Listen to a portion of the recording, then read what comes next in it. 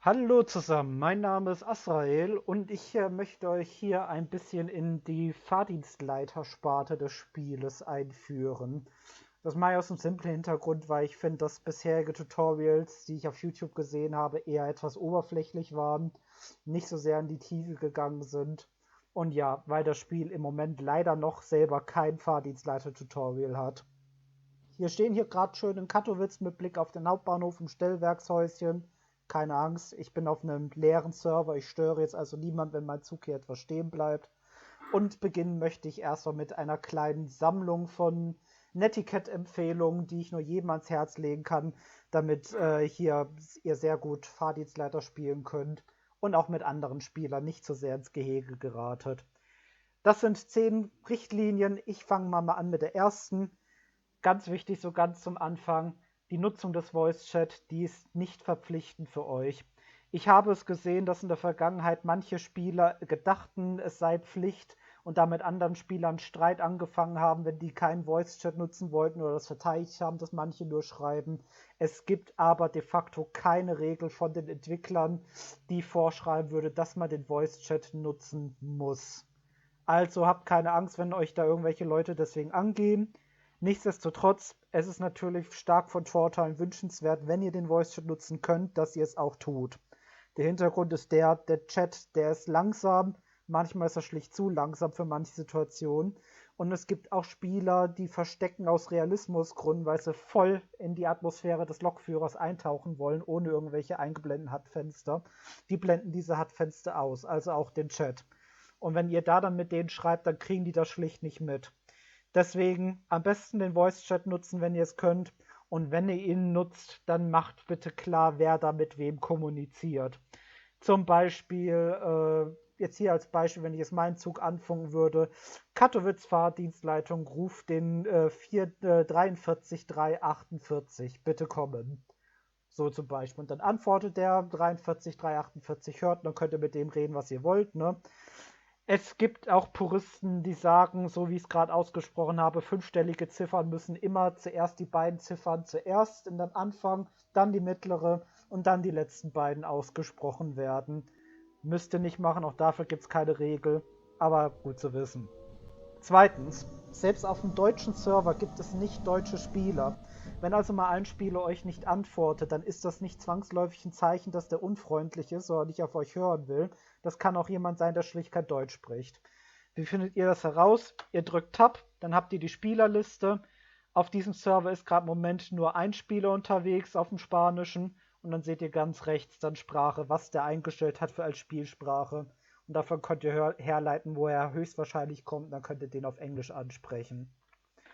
Drittens, ihr braucht nicht Lokführern erklären, dass sie freie Fahrt haben oder wenn sie einen planmäßigen Halt haben, ne, dass sie da anhalten und dann und dann rausfahren. Der Hintergrund ist simpel. Zum einen, sie können selber auf die Signale gucken. Wenn die ein durchleuchtend grünes Zeichen sehen, dann wissen sie, was das bedeutet. Ihr müsst denen nicht erklären, dass sie freie Fahrt haben. Und die kriegen auch in ihrem HUD eingeblendet, wo sie halten oder durchfahren und zu welchen Zeiten dies geschieht und wann sie abfahren. Ihr müsst diese Infos also nicht dem Lokführer extra sagen, der weiß das schon. Wenn ihr es nämlich tut, dann nervt ihr im Zweifel mindestens vielleicht diesen einen Lokführer, wenn nicht möglicherweise sogar andere Spieler im selben Funkradius. Dazu komme ich aber später noch etwas mit dem Funkradius. Viertens, wenn ihr mit denen irgendwas Spezielles macht, ihr zieht sie zum Beispiel auf ein Abstellgleis, wovon sie noch nichts wissen, oder ihr müsst sie auf offener Strecke anhalten oder sowas in der Art, dann wäre es sehr nett, wenn ihr es denen erklärt, warum und wieso. Ich denke mal, wenn ihr euch in die Lage empathisch des Lokführers da reinversetzt, des Lokführerspielers, dann würdet ihr auch gerne wissen wollen, warum gerade eure planmäßig so schon laufende Fahrt unterbrochen wird. Ne? Und das nervt, wenn man da nicht informiert wird. Deswegen informiert ihr einfach mal kurz und knapp. Das sind die immer sehr dankbar. In meiner Erfahrung bedanken sich dann auch für die Info. Fünftens, wenn Lokführer bei euch vorbeifahren, euch hupen, dann tun sie das in aller Regel, um euch zu grüßen. Man kann gerne eine gute Fahrt dann zurückwünschen. Kann man auch machen, wenn man sie verabschiedet nach einem außerplanmäßigen Halt als kleine Erweiterung der vierten Etikett-Empfehlung. Sechstens, wenn ihr einen Zug weiterschickt zum nächsten Fahrdienstleiter, dann Mit der KI müsst ihr sowieso machen, ne? Das erkläre ich euch aber dann, wenn wir da zum Telefon kommen. Aber natürlich auch mit den menschlichen FDL-Spielern bitte weitermelden, wenn ihr einen Zug weiterschickt, so den mit Abfahrt und Zugnummer. Manche gucken nicht permanent auf den Schirm. Zum Beispiel, wenn sie jetzt irgendwie eine halbe Stunde lang keine Züge gekriegt haben, dann gucken die nebenbei YouTube. Warum melden sie es dann bitte trotzdem? Wenn ihr nämlich denen dann eine Meldung schickt, dann kriegen die nämlich einen Ton zugespielt, dass dann eine Nachricht eingegangen ist und dann wissen diese FDL-Spieler, oh, jetzt kommt da irgendwas für mich. Jetzt sollte ich bitte besser mal ein Spiel gucken, was da kommt. Ne? Wenn ihr nämlich nichts sagt, dann kriegen die auch nicht diesen Ton. Und dann kann es passieren, dass den Zug, den ihr da weitergeschickt, bei dem ein Einfahrtsignal stehen bleibt, weil der andere halt YouTube die ganze Zeit guckt nebenbei und es nicht mitgekriegt hat. Und dann steht da der im schlimmsten Fall Lokführerspieler und wird da bestraft als unbeteiligter Dritter und kann da auch nichts dafür. Ne? Deswegen bitte immer die Züge weitermelden. 7. Fehler passieren. Wir sind alle Menschen, wir sind alle fehlbar. Das hier ist ein Spiel. Es geht nicht um Leben und Tod. Es gibt Spieler, die regen sich extrem auf, wenn Fehler passieren oder fordern Profi-Server, wo dann wirklich nur reale Lokführer und Fahrdienstleiter miteinander spielen oder so in der Art. Nehmt's locker. Es ist ein Spiel. Mehr ist es nicht. 8. Pflegt bitte den Fahrplan, damit andere Fahrdienstleiter auf der Strecke ein möglichst präzises Bild haben, in welcher Reihenfolge die Züge reinkommen. Wenn einer kommt oder kommen sollte, der noch nicht da ist, mit wie viel Verspätung er da zu rechnen hat und so weiter und so fort. Das hilft den anderen Fahrdienstleitern, das hilft auch euch, wenn es die anderen Fahrdienstleiter tun, also bitte den Fahrplan pflegen. 9. Führt bitte keine extensiven Unterhaltungen im Voice-Chat mit anderen Spielern. Dafür habt ihr dann Discord oder Teamspeak oder sowas in der Art. Der Grund ist der, dass die Funkreichweite 18 Kilometer beträgt. Und gerade in so geschäftigen Bereichen wie Katowice, da hören dann euren Privatfunk mit einem anderen Spieler gleich mehrere Fahrdienstleiterspieler und Lokführerspieler, die vielleicht irgendwas Wichtigeres miteinander kommunizieren müssen. Denen geht ihr dann auf die Nerven und versperrt den Voice-Chat. Und das kann auch richtig Stress produzieren. Deswegen bitte die Voice-Kommunikation aufs Nötigste beschränken. Ne? Für alles andere habt ihr Discord. Und zu Schluss 10. Wenn ihr länger abwesend sein müsst, bitte loggt euch aus dem Stellwerk aus. Der Grund ist simpel, die Fahrstraßen für die Züge stellen sich nicht automatisch ein. Wenn ihr also da AFK geht längere Zeit, dann fährt dann nichts mehr. Und dann blockiert ihr da unter Umständen die gesamte Strecke. Das will keiner haben. Deswegen bitte, wenn ihr länger AFK geht, geht aus dem Stellwerk raus, dann übernimmt die KI in der Zeit oder noch besser ein anderer Mensch. Soweit zur Netiquette. Als nächstes kommen wir zur Erklärung der Stellwerks Flächen, Telefon und so weiter. Dazu logge ich mir jetzt hier aus dem Server aus. Wir sehen uns gleich wieder. So, da bin ich wieder. Jetzt kommen wir zur Erklärung des Fahrdienstleiter-HUDs und auch des Telefons. Ich habe mich jetzt hier in das Stufe 1 Schwierigkeitsstellwerk in Bialaraska gesetzt. Einfach um diese Sachen zu erklären, wie elektronische Stellwerke im Detail funktionieren. Dazu kommen wir später noch. Passenderweise ist jetzt oben eine Chatmeldung von einem KI-Fahrdienstleiter nebenan eingeploppt. Also hier auf der rechten Seite, wenn wir mal damit anfangen, tauchen Chatfenster auf. Ne? Ihr könnt die auch selber aufmachen mit Fahrdienstleiterkollegen, wenn ihr denen was schreiben wollt und die sind nicht auf. Ne? Da geht ihr dann einfach aufs Telefon. Stralki, der KI-Nachbar, der sitzt hier links, weil er von der Richtung des Stellwerkshäuschens hier aus betrachtet nach links der Nachbar ist. Und Zeligi, der sogar von den Menschen besetzt ist, sitzt rechts hier. Deswegen ist er auch auf dem Telefon rechts. So, ihr müsst die polnischen Namen übrigens nicht perfekt aussprechen können. Wir sind alle keine Polen. Wenn das also nicht hinhaut, kein Problem. Jetzt will er mir sogar selber was schicken. Ich mache das mal kurz zu. So, ihr macht das auf, indem ihr hier drauf geht. Also ihr klickt auf den ihr anschreiben wollt. Ne? Klickt hier auf die Sprechblase und dann taucht dieses Fenster hier sofort von allein auf. So, dann, bevor wir da zum Telefon kommen, noch ein bisschen weiter. Auf der linken Seite habt ihr die Zugliste, was manchmal ein bisschen Verwirrung sorgt. Hier tauchen alle Züge auf innerhalb von einem Radius von ein paar Kilometern. Den genauen Radius kenne ich jetzt gerade nicht auswendig. Ich könnte jetzt höchst ahnen, wenn wir mal gucken. 3112. Achso, stimmt, der ist ein Bot, der taucht hier nicht auf. Ja, auf jeden Fall vor ein paar Kilometern im Radius taucht es auf. Und wenn ihr in einem dicht bevölkerten Raum, wie jetzt im Raum Katowice seid, dann kann es auch passieren, dass da Züge auftauchen, die überhaupt nicht auf eurer Strecke sind. Lasst euch davon nicht verwirren. Ne? Wenn ihr wissen wollt, was für Züge tatsächlich zu euch fahren, guckt auf den Fahrplan, auf den Bildschirm. So sieht er immer aus. Zu dem kommen wir aber dann noch. So, jetzt wo wir gerade schönen Zug hier in der Zugliste haben, ganz links seht ihr die Zugnummer. Dann seht ihr hier entweder, dass es ein Bot ist, oder wenn es ein menschlicher Spieler ist, dann seht ihr den Namen des Spielers hier. Ihr seht die Geschwindigkeit, mit der er zurzeit unterwegs ist. Soweit ist es noch einfach. Und jetzt hier in diesem rechten kleinen Unterfenster, hier in diesem Zuglistenhauptfenster drin, da seht ihr, zu welchem Signal gerade der Zug fährt. Also der 31124 fährt gerade zu meinem Signal D. Das weiß ich deshalb, weil hier kein Kürzel vor dem D ist, dass das mein Signal ist und nicht das von einem anderen Fahrdienstleiter. Und die Distanzangabe ist einfach die Distanzangabe, wie lang die Strecke ist bis zu diesem Signal. So, und hier ist es gerade umgesprungen, weil er gerade ein Signal überfahren hat. Und wenn hier so steht wie L4 384, da rast er übrigens gerade durch der Zug. Dieses L4, das können wir uns hier angucken, ne? Das heißt einfach, das steht für die Linie 4, das erkläre ich noch. Und 384, das ist das Streckensignal, was hier zwischen diesen beiden Blöcken liegt. Das ist einfach das Streckensignal an Streckenkilometer 38,4. Dann wisst ihr auch, wie diese Streckenblöcke zu lesen sind. Ne? Die letzte Ziffer ist immer die Meterangabe in 100er Metern. Und dann denkt ihr euch da ein Komma. Und das, was vor diesem fiktiven Komma ist, das sind dann die Kilometer. So, dann haben wir das erklärt. Ja, in elektronischen Stellwerken habt ihr hier dann den Stellwerksbildschirm. Ihr habt dann den Fahrplanbildschirm. Und unten links, stimmt, das kann man noch erklären. Da habt ihr den Chat. Da könnt ihr dann also entsprechend irgendwas reinschreiben, wenn ihr mit jemandem was schreiben wollt. Auch das taucht in einem bestimmten Radius auf. Ich glaube, das sind dieselben 18 Kilometer wie für den Funk, wenn ich mich richtig entsinne. Die beiden Knöpfe, nicht Knöpfe, aber Anzeigen kann man noch erklären. Das untere Mikrofon hier, das leuchtet, wenn ihr einen Funk nutzt. Funk nutzt ihr in der Standard-Tastenbelegung mit der Chevron-Taste, die ihr links neben der 1 findet und über der Tabulator-Taste. Ich sage jetzt mal mit Absicht nichts, drückt sie einfach, dann seht ihr das einfach mal. So, da habt ihr gesehen, die leuchtet dann grün, wenn ihr sprecht. Und die Telefontaste, ihr könnt nämlich andere Spieler anrufen. Das klappt mit der KI logischerweise nicht, ne?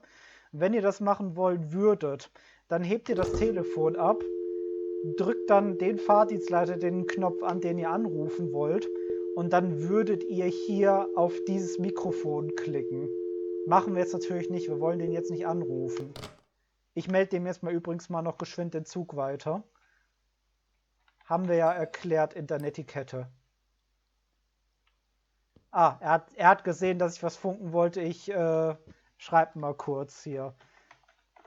Ich drehe gerade nur ein FDL-Tutorial und habe die Funktion vorgeführt. Alles gut. Werde auch nicht lange hier drin sitzen. So, dann ist der auch im Bilde. So, dem stellen wir mal kurz die Fahrstraße ein, dass der weiterführen kann. Ich will hier ja nicht weiterfahren kann. Ich will dem ja hier nicht den Betrieb aufhalten. So, erkläre ich auch noch später im Detail. So, aber dann habt ihr gesehen, wie man den anrufen könnte, wenn man es denn wollen würde. Noch eine kleine nette Funktion am Telefon, weil ich denke, das ist ein guter Punkt, um jetzt mal zum Telefon überzuleiten, wie das eigentlich funktioniert. Hier habt ihr die Möglichkeit, Tastenbeleuchtung Tag und Nacht umzuschalten, wenn ihr also mal irgendwie nachts spielt oder spät abends und hier wird der Herbst simuliert oder gar der Winter. Das kommt ja noch.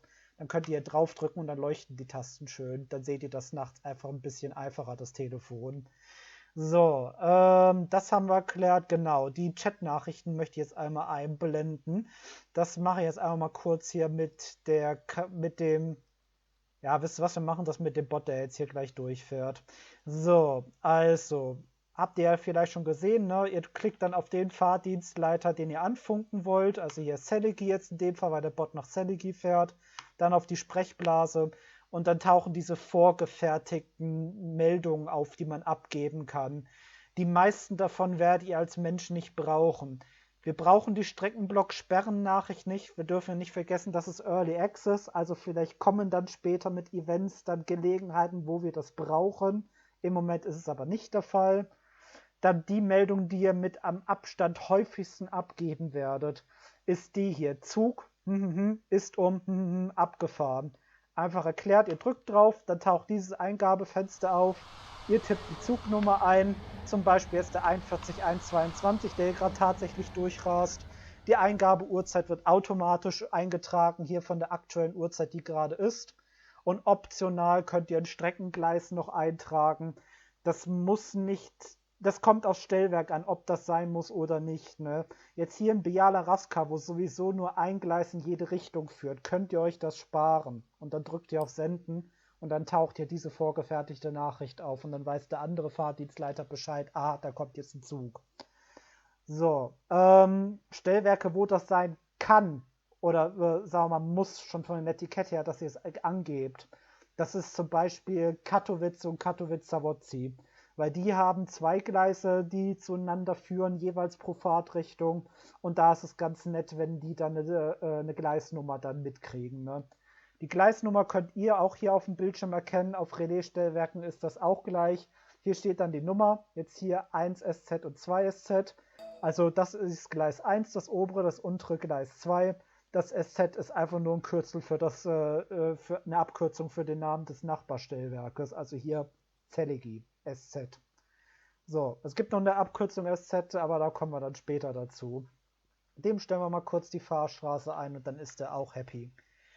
So, dann haben wir soweit das, achso ja, Chat-Nachrichten, genau, gibt noch ein paar andere natürlich. Zug auf Gleisen kann wegen nicht akzeptiert werden. Das werdet ihr mit Menschen nicht brauchen, weil mit denen könnt ihr normal schreiben, wie ihr gesehen habt. Aber für die KIs kann man es brauchen, weil ab und zu fragen die unsinnigerweise an, ist denn das Gegengleis frei für Zug so und so, obwohl sie es einfach einem anderen Zug hinterher schicken könnten. Dann drückt ihr da drauf, tippt die Zugnummer ein, zum Beispiel den von gerade eben, könnt und solltet einen Grund für die Ablehnung nennen, sonst akzeptiert die KI das nicht. Am häufigsten nehme ich zum Beispiel, kann nicht angenommen werden, der Zug würde eine Blockade verursachen. Und dann könnt ihr auch hier optional das Streckengleis auswählen. Die KI kapiert das auch bei zweigleisigen Strecken, dass da nur ein Gleis gemeint sein kann. Aber bei mehreren Gleisen würde ich es dringend empfehlen, das Streckengleis mit reinzuschreiben, damit die KI auch wirklich sicher das kapiert, welches Gleis ihr da meint. Ne? So, dem stellen wir auch mal kurz die Fahrstraße, dass wir in Ruhe weitermachen können. So, ja, weiter mit den Chat-Nachrichten. Was gibt es hier noch? Für Zug auf Gleis so und so ist der Streckenbelag um so und so frei. Das kann passieren, das werden wir im Zweifel dann später bei elektronischen Stellwerken, wenn ich es im Detail erkläre, zeigen, dass es eingleisige Strecken gibt, die nicht standardmäßig in eine Richtung freigegeben sind. Das heißt, ihr müsst also mit der KI die Richtung immer einstellen, wenn die einen Zug zu euch schicken will oder wenn ihr einen Zug zu der schicken wollt. Ne? Dieses hier für Zug so und so ist der Streckenblock um so und so Uhr frei. Das braucht ihr, wenn die KI euch anschreibt und fragt, ist das Gleis so und so oder ist der Streckenblock so und so viel Uhr für Zug so und so frei. Ne? Dann wartet die KI auf eine Bestätigung von euch. Ne? So wie in echt. Man muss miteinander kommunizieren. Hier wird nichts oder fast nichts als selbstverständlich hingenommen. Ne? Und dann könnt ihr da draufklicken, tragt die Zugnummer ein. Optional das Streckengleis. Wie gesagt, bei einer eingleisigen Strecke, wenn es nur ein Gleis ist, kapiert die KI in der Regel so, welches Gleis ihr meint, aber gerne dazu schreiben, wenn ihr auf Nummer sichern gehen wollt. Und dann drückt ihr auf Senden. Und die umgekehrte Reihenfolge ist, wenn ihr quasi Zug zur KI schicken wollt, dann drückt ihr hier auf, ist der Streckenblock für Zug so und so auf Gleis so und so frei. Und dann tragt ihr die Zugnummer ein und das Streckengleis und dann fragt ihr die KI, ob das Gleis frei ist bei der. Und dann wird die KI euch entsprechend auch zurückfunken, ja, das Gleisverzug so und so ist frei. Und dann könnt ihr das anfragen. Zeige ich euch später, wie das funktioniert. Und das letzte, was ist weggefahren? Das macht die KI gerne mit euch, wenn ihr vergesst, die Zugnummer mitzuteilen, was dann für einen Zug schickt. Dann sieht die KI quasi nur, da kommt ein roter Strich, ich habe aber keine Ahnung, was für Zug ist. Und dann fragt sie euch, was ist weggefahren?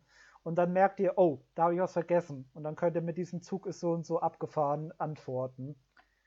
So, dann haben wir das soweit erklärt. Ich glaube, jetzt geht es hier im Moment hier, hat nichts weiter zu erklären, was ich jetzt erklären muss. Höchstens, man kann hier noch verschiedene Lampen ausmachen. Ne? Sieht man jetzt am Tag eher schlecht. Und ja, das Funkgerät ist noch Deko. Vielleicht wird das mal zu einem späteren Zeitpunkt verändert. Und ja, mehr muss ich dann jetzt, glaube ich, jetzt hier an der Stelle auch nicht erklären. Ach ja, genau, Fahrplan wollte ich erklären. Ganz wichtig. So, fast vergessen. Also, erstmal Grundlegendes zuerst in diesem Monstrum von Fahrplan. Angenehm ist hier oben rechts neben der Uhrzeit anzeigt, also ihr seht die Uhrzeit, das ist klar, ihr könnt die Sprache verstellen, fließend, ne? Da müsst ihr nicht die Spielsprache dafür umstellen, was auch immer ihr einstellen wollt, aber vor allem Tag-Nacht-Modus, das ist ja für die Augen sonst eine Qual unter Umständen nachts, wenn das auf Tagmodus ist, ne? Deswegen hier könnt ihr auf Nachtmodus umschalten und ja, dann kommen wir gleich. Jetzt macht mein Handy gerade Laute. Dann kommen wir gleich weiter zum eigentlichen Fahrplan.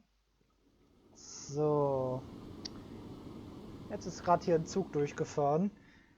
Eigentlich sollte man auch da in dem Fahrplan das einstellen, wenn hier Züge durchfahren. Das habe ich jetzt mal gerade der Erklärung wegen sträflich vernachlässigt. Ist jetzt aber nicht so schlimm, weil das ein weitestgehend leerer Server ist. Ne?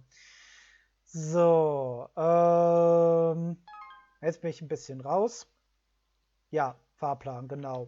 Ich will hier gleich noch die Fahrstraße einstellen, nicht, dass der Zug hier stehen bleibt. Der Pendel ist hier schnell weiter und dann können wir das gleich auch machen. Kann ich schon ein bisschen vorgreifen, wenn hier ein Block rot leuchtet, heißt das einfach, dass da ein Zug gerade drin ist. So erkennt ihr das dann. Das ist bei Relaisstellwerken ähnlich. So, jetzt haben wir dem die Fahrstraße eingestellt. So, und dann können wir weiter erklären. So, zurück zum Fahrplan. Also, da habe ich mir ein, zwei Sachen aufgeschrieben, die ganz wichtig zu erklären sind. Genau, was denn die verschiedenen Zugtypen sind. Die seht ihr hier in der roten Spalte Typ. Ihr könnt es im Zweifel im deutschen Community Discord unter Hilfe alle nachgucken lassen, Nachricht angepinnt. Wichtig ist im Prinzip nur, was ihr wissen müsst, was hier mit E losgeht, zum Beispiel EIJ, das ist ein Pendolino. Das steht einfach dafür, dass es ein Express-Personenzug ist. Ne? Das könnt ihr auch an der Zugnummer erkennen, weil das eine vierstellige Zugnummer ist. Vierstellige Zugnummern haben die höchste Priorität im Netz. In aller Regel lasst ihr die einfach fahren und zieht die nicht zu irgendwelchen außerplanmäßigen Halten raus. Ne? Das wirft dann völlig deinen Fahrplan auseinander, dann kriegen die nur Verspätung, die sie unter Umständen nicht mehr einholen können. So, dem Mensch schreibt einfach 4126 kommt, dann weiß der Bescheid. Und weil es ein Mensch ist, aktualisiere ich ihm das Ding hier auch, erkläre ich gleich auch noch. So, ja, also vierstellige Zugnummern, höchste Priorität, lasst ihr bitte einfach durch. Die zieht ihr nicht raus oder so, solche Späße, ne? Fünfstellige Zugnummern, hier zum Beispiel der Eurocity hier, also EC erkennt ihr, dass es ein Eurocity ist. Die sind die mittlere Priorität quasi. Es nützt hier noch zur Feinunterscheidung die VMAX zu kennen, was denn genau das für ein Zug ist. Eurocities, die fahren 140. Wenn ihr mal vergessen solltet, oh Gott, was darf der eigentlich an VMAX fahren auf meinem Streckenabschnitt übrigens, dann könnt ihr hier auf Zugroute klicken und dann könnt ihr euch die Route dieses einen Zuges einblenden lassen und dann seht ihr das rechts hier bei VMAX, wie schnell die maximal bei euch fahren dürfen. Ne? Mal abgesehen von irgendwelchen Signalen, die diese Geschwindigkeit einschränken. Ne? Danach kann man das sehr gut ja, sortieren. Ne? Also, die dürfen 140 fahren, die Eurocities. Und hier kommt der nächste Zug, den wir die Fahrstraße kurz mal einstellen, dass wir in Ruhe weitermachen können. So. Als nächstes in der Prioritätsstufe darunter, da kommen die MPEs, die werden auch TLK genannt. TLK ist einfach die polnische Bezeichnung für Regionalexpress, jetzt mal ganz grob übersetzt. Das ist jetzt nicht 1:1 Übersetzung, aber dann wisst ihr ungefähr mit dem deutschen Äquivalent, was das eigentlich für ein Zug ist. Die dürfen maximal, wie ihr seht, hier 120 fahren. Wenn ihr also die Situation habt, dass ein TLK, also ein MPE vor einem Eurocity fährt und der Eurocity fährt dem schon auf, dann, wenn ihr es in eurem Stellwerk könnt, zieht ihr bitte, wenn er nicht eh bei euch hält, als Person halt, den MPE TLK raus und lasst den Eurocity vorbei. Sonst muss der die ganze Zeit mit 120 da dem TLK hinterher dackeln und das macht dem Eurocity keinen Spaß. Ne?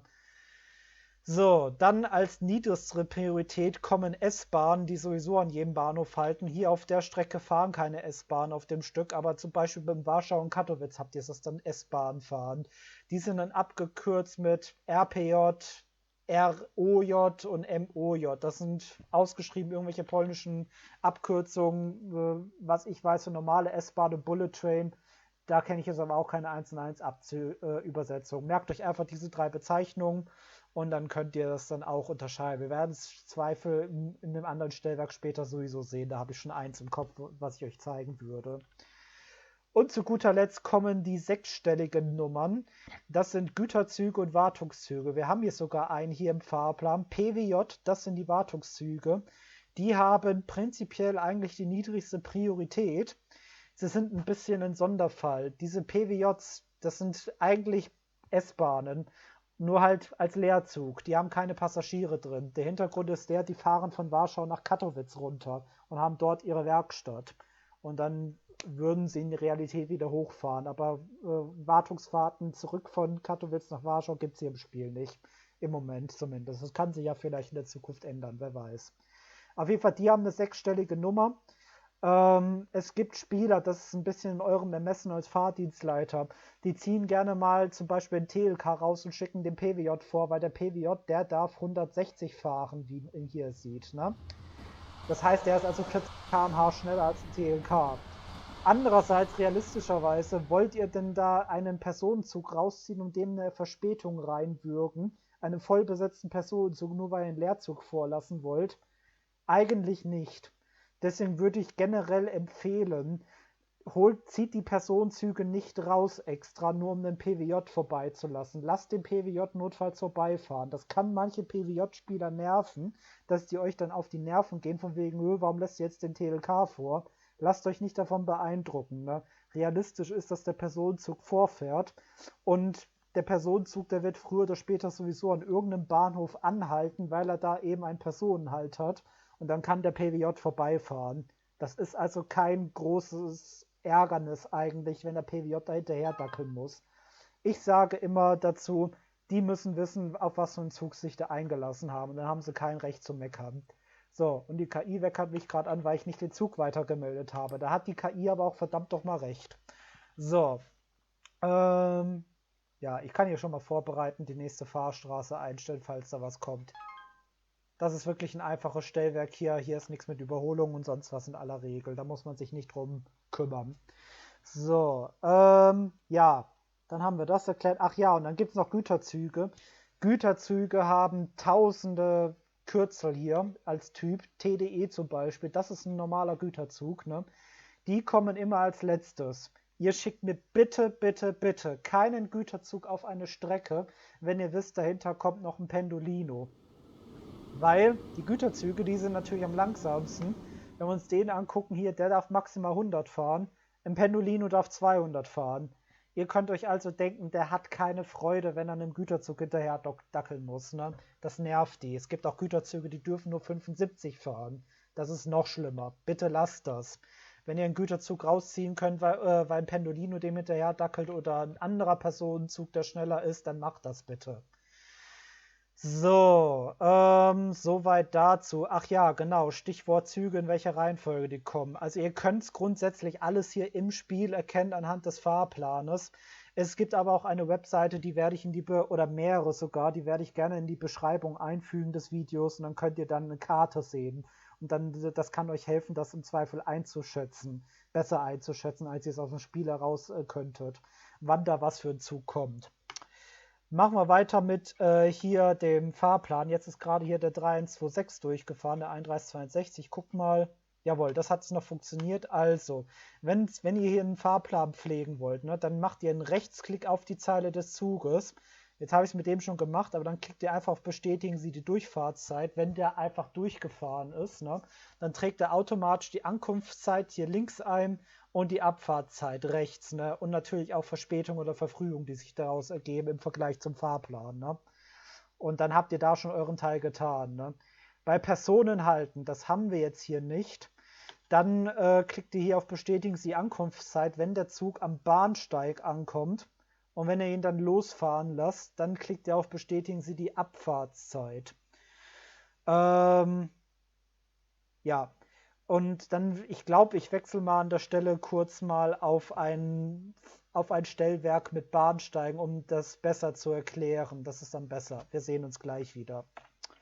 So, willkommen zurück. Ich habe jetzt mal das Stellwerk auf einen anderen Server gewechselt und wir befinden uns jetzt hier im Bettschien. Und da kommt gerade ein Zug reingefahren, aber das ist nicht vermeidbar. Ja, wir waren beim Fahrplan stehen geblieben. Bevor ich zu den Halten erkläre, kurz noch hier den Rest. Ne? Was hier links steht, das weiß ich selber nicht. Die beiden linken Spalten ignoriert das einfach. Plus, minus ist Verspätung oder Verfrühung, je nachdem, was es ist. Der hier zum Beispiel hatte eine Minute Verfrühung. Das hier ist noch interessant zu wissen. Vom Posten nach Posten. Das sind eure Nachbarstellwerke, zu denen der jeweilige Zug fährt. Ne? Also dieser PWJ 146031 hier, der kommt aus Dabrova Gornica und der fährt nach Sosnowiec Glovny. Und das ist auch in dem Fall jetzt nicht in der Reihenfolge wie geografischer Stellwerk orientiert. Das merke ich mir mal. Ich stelle dem Bot hier schon mal kurz die Ausfahrt ein. So. Damit wir hier nicht den Betrieb aufhalten. Das kennt ihr ja, wie gesagt, schon. So, und damit die KI nicht nervt, da hier die Information, dass der Pendolino kommt. So, genau, hier ist der jetzt gerade durchfahren, dann können wir es einmal machen. Also hier bestätigen wir die Durchfahrtszeit. Und die S-Bahn da, das ist der 40174. Der hat jetzt eh nicht lang gehalten, deswegen hier, eigentlich hätte ich es gerade eben schon mal können, Ankunftszeit bestätigen. Und jetzt, weil er gerade losfährt, die Abfahrtszeit. Und wir melden Dabrova Gornica weiter, dass der abgefahren ist, damit die KI auch keinen Grund hat zu meckern. Und jetzt hier links, weil wir gerade die Gelegenheit haben, sieht man es auch schön, hier die Zugliste mit ein paar mehr Zügen.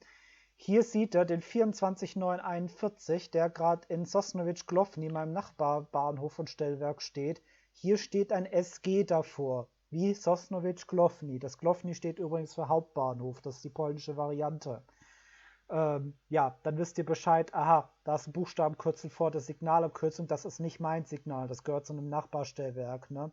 Ist aber natürlich für euch interessant zu wissen, wenn ihr später mal erfahrener seid, dann könnt ihr einschätzen, wenn ihr die Ausfahr- und Einfahrsignale des Nachbars kennt, ne, wann da ein Zug dann zu euch dann kommt, wenn ihr es hier nicht weitergemeldet bekommen solltet, ne?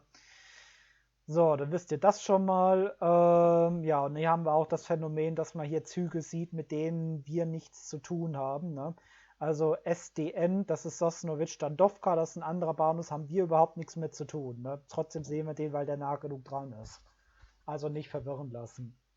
Ja, wir waren beim Fahrplan gewesen. Also ihr könnt hier sehen, von wo der Zug kommt und wohin er fährt. Falls ihr das mal vergessen solltet. Das ist aber noch das Einfachste.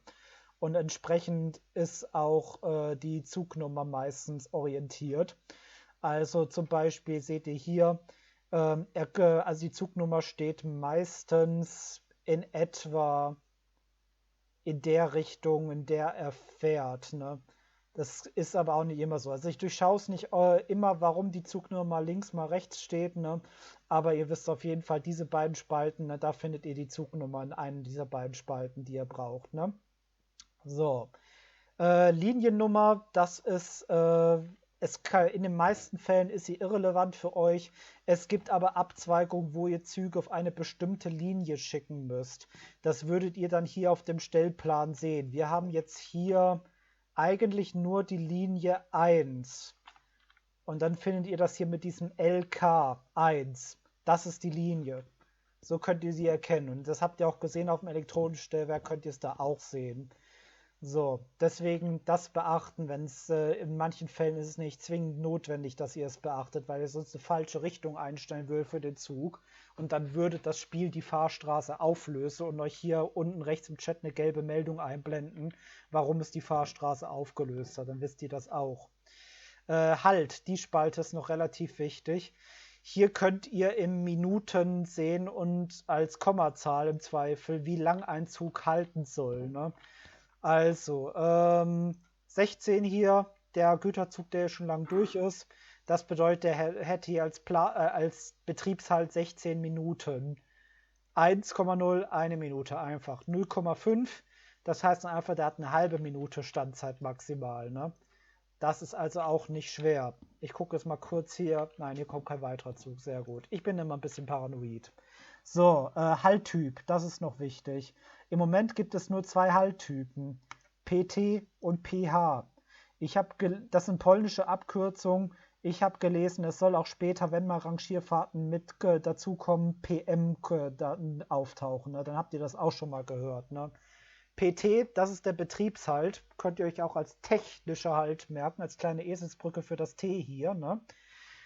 Betriebshalte sind Kann-Halte, das sind keine Muss-Halte.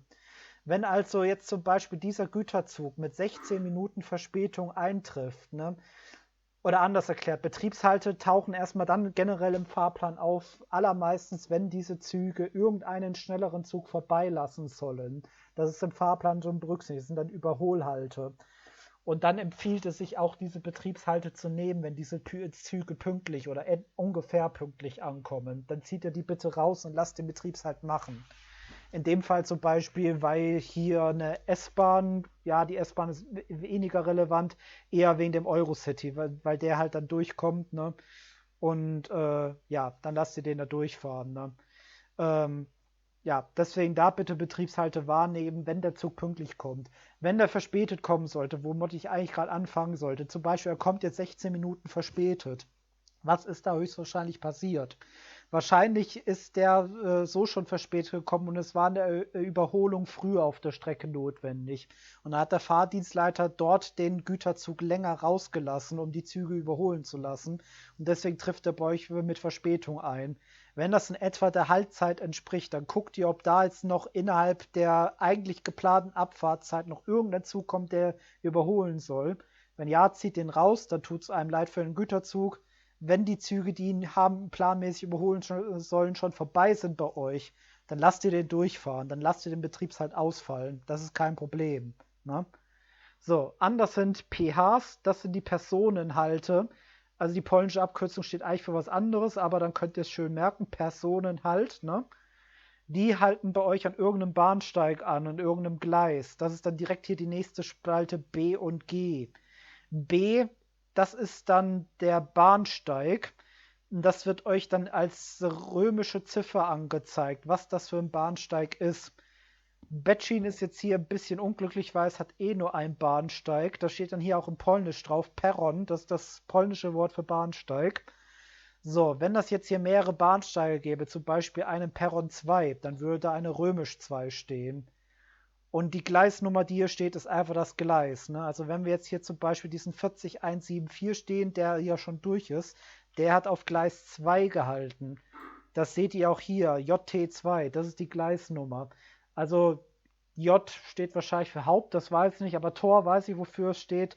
Das steht, das T, das steht für Tor, das ist das polnische Wort für Gleis. Ne? Das ist also Gleis 2. Wenn der also aus Sosnowiec-Glowny hier kommt, also wenn dann unten, dann wissen wir, der will hier auch einfach durchfahren auf Gleis 2 und hier halten. Ne? Und der PH, der muss auch genommen werden. Da hat auch der Lokführer keine Wahl. Ne? Wenn jetzt also diese S-Bahn 5 Minuten zu früh ankommt, dann hat sie keine Wahl. Sie muss dort bis 13:08 Uhr halten, sonst kriegt der Lokführer eine Strafe, wenn er verfrüht losfährt. Entsprechend machen das die KI sowieso nicht, die halten das auch ein und auch menschliche Spieler halten in aller Regel diesen Plan halt ein. Und ihr könnt die auch nicht früher raus, ja, ihr könntet schon sie früher rausschicken, aber die würden das ignorieren, die Lokführer, weil die wollen natürlich keine Minuspunkte haben. Ne? Also versucht es nicht, die früher rauszuschicken. Das wird nicht gemacht, das wird nicht passieren. Punkt. Es gehen die Regularien. So, und was ein bisschen auch Mischung aus Regelwerk, aus polnischem Bahnbetriebsregelwerk und Etikette ist, aber ist eher Richtung Regelwerk. Ne? Ein Ausfahrtssignal wird nur dann gestellt, wenn der Personenzug zum Stehen gekommen ist. Ne? Im Spiel hat es einen Hintergrund, wenn ein Zug auf ein rotes Signal auffährt, dann wird er an das Signal teleportiert und sofort gebremst mit Minuspunkten bestraft natürlich, weil ein rotes Signal überfahren wurde. Ne? Ähm, Es kann ja mal passieren, dass ein menschlicher Spieler vergisst, dass er hier halten muss. Ne? Und da tut er ihm sogar einen Gefallen, wenn er das Signal auf Rot lässt. Ne? Weil dann merkt er, hoppala, ich hätte hier anhalten müssen. Deswegen, es ist Bahnbetriebsregelwerk in Polen, das ist das schwerwiegende Argument, aber es ist auch eine Etikettsache. Der will hier einen Zug durchschicken, wahrscheinlich ist es ein Eurocity 14121, weil er aus Katowice kommt. Ach ja, Zugnummern. kleiner Exkurs. Ihr könnt an der Zugnummer ablesen, nicht nur was für eine Priorität das ist, sondern auch von wo der kommt und wohin er fährt. Die erste Ziffer hier, die 1, das sagt mir, dass dieser Eurocity aus dem Raum Katowice kommt. Also hier im Spiel immer, aus dem Raum Warschau, Entschuldigung, aus dem Raum Warschau kommt. Der kommt dann also auch aus Warschau Hauptbahnhof, dahinter fahren die immer los. Und der will in den Raum Katowice, also hier Katowice Hauptbahnhof und darüber hinaus ein bisschen, weil die fahren oft an die tschechische Grenze weiter, aber das ist hier nicht dargestellt. Also hier, der fährt sogar nach Tschechien. Bohumin ist hinter der Grenze.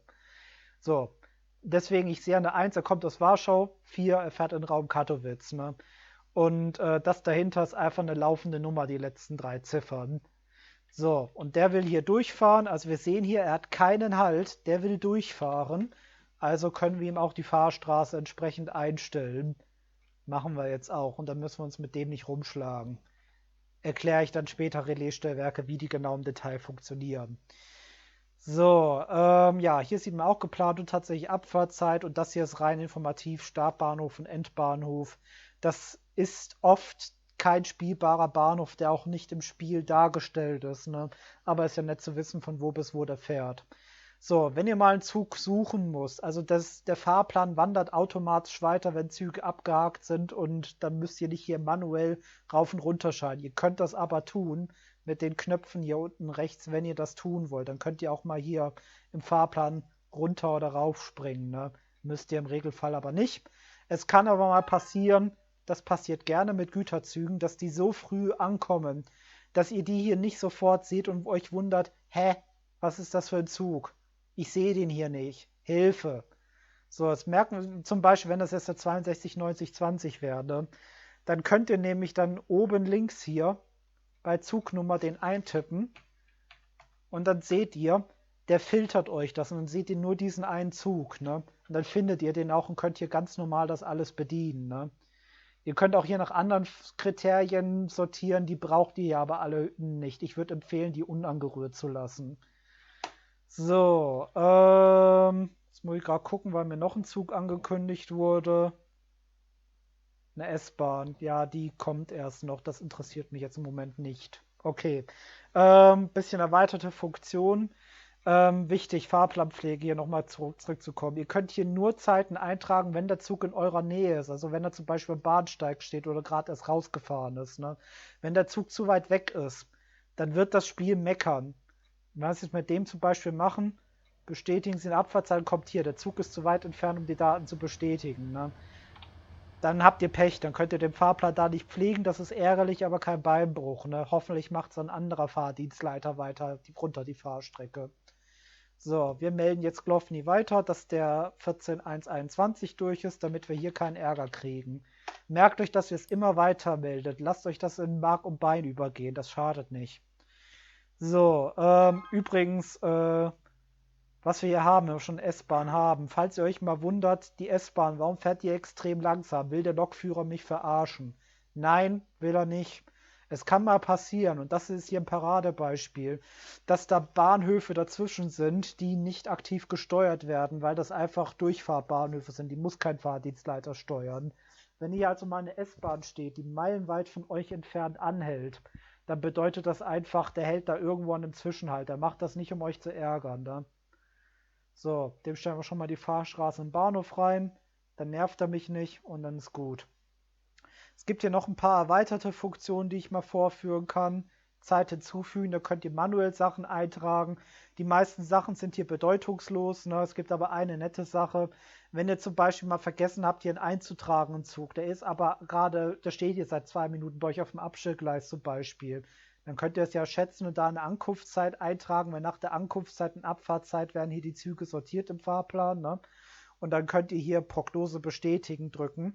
Dann wird hier rot tatsächlich Abfahrtzeit stehen, was auch immer ihr als Prognose hier eintragt bei Zug abgefahren. Und wenn dann abgefahren ist, dann könnt ihr das nochmal bestätigen und dann steht ihr hier normal dann im schwarzen Hintergrund oder mit weißem. Ne? So, wie gesagt, das meiste hier kann man ignorieren. Es gibt noch keine Events und nichts. Ne? Und wenn ihr hier auf Speichern drückt, dann werden diese Zeiten gespeichert. So, dann haben wir, glaube ich, zum Fahrplan alles erklärt. Ich gucke mal kurz auf mein Skript. Ja, wir haben alles erklärt soweit. Gut, dann werden wir als nächstes mit der Erklärung von Relaisstellwerken weitermachen. Da sind wir ja hier schon bei einem passenden Kandidaten. Ähm, Das ist jetzt ein bisschen blöd, weil die S-Bahn gerade einfährt. Ich mache es aber mit der Ausfahrtfahrtstraße. Ist zwar gegen das polnische. Oder nee, da kommt sogar ein Zug aus Glowny. Perfekt, da muss jetzt schnell gehen. Also, bei den meisten Stellwerken reicht es, wenn ich hier auf die grüne Taste drücke, dann legt er schon automatisch eine Fahrstraße. Es kann aber auch Stellwerke geben, und hier haben wir sogar beides in einem mit Bettschien, wo ihr zuerst beim Relaisstellwerk das Zielsignal andrücken müsst.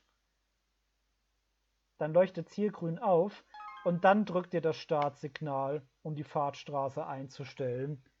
Und dann ist diese Fahrstraße eingestellt. Was ganz wichtig ist, noch bei Fahrstraßen zu wissen: Ihr müsst die Weichen bei Relaisstellwerken manuell richtig einstellen. Es gibt auch in echt Relaisstellwerke, vor allem in Deutschland ist es, glaube ich, Standard. Da machen das dann die Relaisstellwerkstische für euch, dass sie die Weichen einstellen. Das gibt es, soweit ich weiß, auch in Polen. Das ist aber im Spiel nicht dargestellt. Ihr müsst die Weichen manuell einstellen. Wie macht man das? Wenn wir jetzt mal hier gucken, diese gelben Striche hier, das ist eine Weiche. Da, wo es gelb leuchtet, in die Richtung ist es gerade eingestellt. Normalerweise sollte hier eigentlich ein Plus und Minus in der Weiche stehen. Das ist jetzt in Bettschien aus irgendeinem Grund nicht der Fall. Und ich map mal kurz den Zug weiter, damit uns die KI nicht unterbricht. Dann haben wir Ruhe. Und gleich hier machen. Wir wollen uns das nicht falsch angewöhnen. Bestätigen. Fertig. So schnell geht das. So, gelber Strich. In die Richtung ist die Weiche eingestellt. Normalerweise würde jetzt hier ein Plus stehen. Das tut jetzt ein Bettchen nicht. Das ist dann die Standardlage. Das ist nicht wichtig zu wissen, weil hier steht, wenn ihr auf so einen Knopf fährt, kriegt ihr eine Beschreibung angezeigt, was ihr drücken müsst und was ihr dann damit auslöst. Ne? Rechte Maustaste drücken, stellt die Weiche Minuslage, dann wird sie verstellt. Dann liegt sie jetzt anders, wie ihr es seht, weil das gelbe Licht jetzt anders liegt. Und wenn ihr dann linke Maustaste drückt, stellt ihr es wieder zurück in die Pluslage. Ist ein Bettschien eine örtliche Besonderheit, dass es jetzt hier nicht steht, was die Plus- und Minuslage ist. Das müsst ihr dann einfach ausprobieren und wissen. Ne? Es ist kein Riesending. Wichtig zu wissen ist, wenn die mal verstellt ist, die Weiche, so dass der Zug nicht die Fahrstraße wahrnehmen kann, dann könnt ihr auch keine Fahrstraße legen. Wenn ich das jetzt mal hier demonstriere, aber nee, hier ist schlecht, weil automatisch dann hier falsch fährt. Das wollen wir nicht. Wir stellen ihm jetzt einfach schon mal die Ausfahrtfahrstraße und melden den schon mal etwas verfrüht weiter, damit wir auch da Ruhe haben. 40,625 nach Glowny. So. Fertig. Aber hier können wir es mal demonstrieren. Oh, da kommt ein Güterzug. Hat der hier Betriebshalt, ja oder nein? Ich weiß es gerade ehrlich gesagt nicht. Wir haben den jetzt auch nicht vergessen. Nein, hat er nicht. Okay, das kommt später in Polutnowy. Den kenne ich schon, den Kameraden. Jetzt müssen wir kurz warten, bis der Güterzug hier raus ist. Und dann können wir den weiter reinlassen, den Güterzug. Die S-Bahn meine ich natürlich. So. Okay, dann kann der Güterzug jetzt schon mal reinfahren. Ja, genau. Ich wollte wieder demonstrieren, was passiert, wenn eine Weiche falsch eingestellt ist und was dann mit Fahrstraßen passiert. Ne? Wir stellen die jetzt mal hier absichtlich falsch ein. Und jetzt stellen wir hier mal, versuchen mal eine Fahrtstraße von dem Ausfahrtssignal als Zielsignal zu dem hier einzustellen. Ihr merkt, da passiert nichts. Da tauchen keine weißen Leuchten auf. Ne? Warum? Der Zug kann ja hier nicht auf die Weiche auffahren hier. Dann er könnte entgleisen. Ne? Passiert in der Realität nicht immer, aber es könnte passieren. Ne? Das ist einfach eine Sicherheitsfunktion. Ne? Merkt euch also als Grundsatz, wenn ihr eine Fahrstraße nicht einstellen könnt, dann ist da irgendwas falsch, was eine Betriebsgefahr wäre. Die richtigen Eisenbahner, die realen, die kennen diesen Begriff. Da würde also irgendwas Schlimmes, Katastrophales eventuell passieren können. Macht also keine Spirenzchen von wegen Ersatzsignal oder so. Das erkläre ich dann später noch, wozu ihr ein Ersatzsignal mal tatsächlich gebrauchen könntet, wenn irgendwas schief läuft. Ne? Aber in aller Regel braucht ihr das nicht. Ne? Wenn also mal was passiert, dass ihr eine Fahrstraße nicht einstellen könnt, ne? So wie hier, dann lasst in eurem Kopf eine Checkliste ablaufen, indem ihr den Fahrweg abgeht. Das ist eigentlich ein Standardschritt, den ich jetzt hier ein bisschen übersprungen habe, weil es hier einfach ist. Ne? Aber ihr geht dann quasi mit den Augen visuell den Fahrweg ab, von dem Signal zum nächsten und seht, oh, da ist eine Weiche falsch eingestellt, das muss ich korrigieren. So. Und dann könnt ihr auch hier die Fahrstraße einstellen. Die lasse ich jetzt mal im Moment eingestellt, das ist jetzt nicht dramatisch. Ne? So, das Zurücknehmen von Fahrstraßen ist eine Notbedienung, dazu kommen wir später. Das macht ihr eigentlich im Normalfall nur, wenn ihr irgendwie was übersehen habt oder verbockt habt. Ne? So, Fahrstraße ist eingestellt. Schranken. Müsste ich jetzt das Stellwerk dazu wechseln? Ich stelle das mal kurz hinten an. Streckenblock anfragen. Okay, wir wechseln doch mal wieder das Stellwerk und dann kann ich euch das zeigen. Bis gleich. So, willkommen zurück. Jetzt sind wir im Stellwerk Julius. Ich bin nämlich extra mit Absicht in dieses eine spezielle Stellwerk gegangen, weil es das einzige Relais-Stellwerk ist, das eine Schrankensteuerung integriert hat, also wo man eine Schranke steuert. Das ist nämlich natürlich auch wichtig, weil auch das ist eine Sicherheitsfunktion. Ihr könnt keine Fahrstraße legen, solange die Schranke oben ist. Ne? Also wir sehen sie hier, das ist besagte Schranke. Und da kommt sogar, ne, der fährt weiter. Hätte sein können, dass er hier rüber fährt. Also das hier ist die Schranke. Das ist die Schranke, die wir hier auf dem Stellwerkpult sehen. Ne? Das sieht man auch symbolisch hier, dass da eine Straße rüberläuft. Ne? So, und wenn wir jetzt versuchen, hier eine Fahrstraße zu legen, ne? Haut nicht hin. Geht nicht, weil die Schranke oben ist. So, was machen wir also, um sie zu senken? Polnisch können wir alle nicht, aber wir kriegen es ja zum Glück angezeigt, was diese Tasten hier bedeuten. Schranke schließen. Drücken wir kurz und dann sollten sie runtergehen. Und da seht ihr es, da geht sie runter. So, und wenn sie dann unten ist, jetzt hat es kurz geruckelt, wenn sie dann unten ist, dann leuchten hier diese beiden Lampen, um uns zu signalisieren, dass die Schranke geschlossen ist. Und dann können wir auch eine Fahrstraße stellen, dann ist das alles kein Problem. So, dann haben wir schon mal den Teil beantwortet. Noch gibt es ja im Spiel hier keine Strafen im Vergleich zu den Bestellwechseln, wenn die Schranke unten bleibt zu lang. Deswegen lassen wir sie jetzt einfach mal unten. Genau, das nächste Thema ist dann Vorblocken und Rückenblocken, wenn wir Fahrstraßen einstellen. Weil nicht alle Stellwerke haben, dass automatisch das Züge angekündigt werden oder die Strecke dahinter wieder als frei gemeldet werden. Das ist das sogenannte Vor- und Rückblocken. Am besten machen wir das, wenn man tatsächlich mal zukommt. Ich warte jetzt hier einfach so lange, bis man zukommt aus der Rota. Und ja, wenn es dann ist, dann schalte ich euch wieder hier rein. So, da bin ich wieder. In der Zwischenzeit hat Sosnowiec-Standowka, der andere Nachbarbahnhof, einen Zug auf den Weg zu mir geschickt. Und den müssen wir jetzt natürlich nach Dorota weiterschicken. Jetzt sehen wir hier leuchtet ja kein Pfeil. Dorota weiß gar nicht, dass wir die Strecke haben wollen. Wie fragen wir die also an? Der korrekte Ablauf ist da. Erstmal, wir sehen ja hier, aus der Dovka kommt der Zug 42110, also 42110 oder 42110, wie auch immer ihr den aussprechen wollt. Ist euch freigestellt, wie gesagt. Ne? Wir fragen jetzt ich muss gerade gucken, welche Gleisnummer das ist, Gleis 2.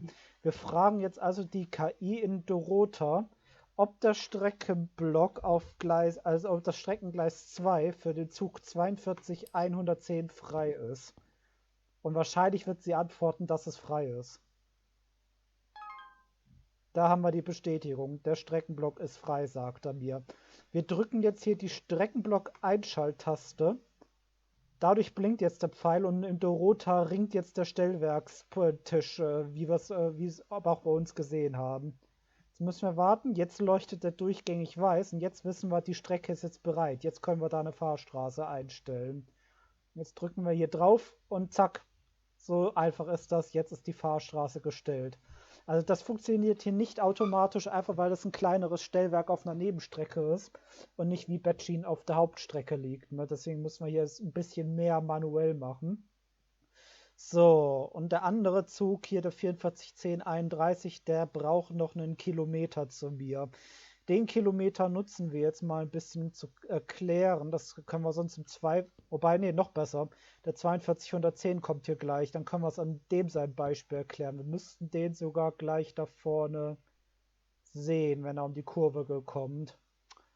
Was wir da vorne sehen, wenn wir jetzt reinfahren. Da. Die fahren hier an dem Stellwerk auch schön langsam. Deswegen eignet sich das hier besonders gut, um Rückblocken und Vorblocken zu erlernen, beziehungsweise es zu zeigen. Ne? Okay, also der Ablauf ist der, weil wir hier nicht automatisch rückblocken und vorblocken können auf dem Stellwerk. Das ist schlicht nicht eingebaut hier, weil es halt ein kleines Stellwerk ist. Und dann müssen wir es ja manuell machen.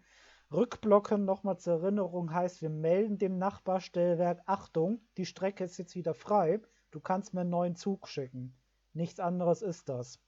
Und vorblocken ist dasselbe umgedreht in die andere Richtung. Achtung, es kommt ein Zug.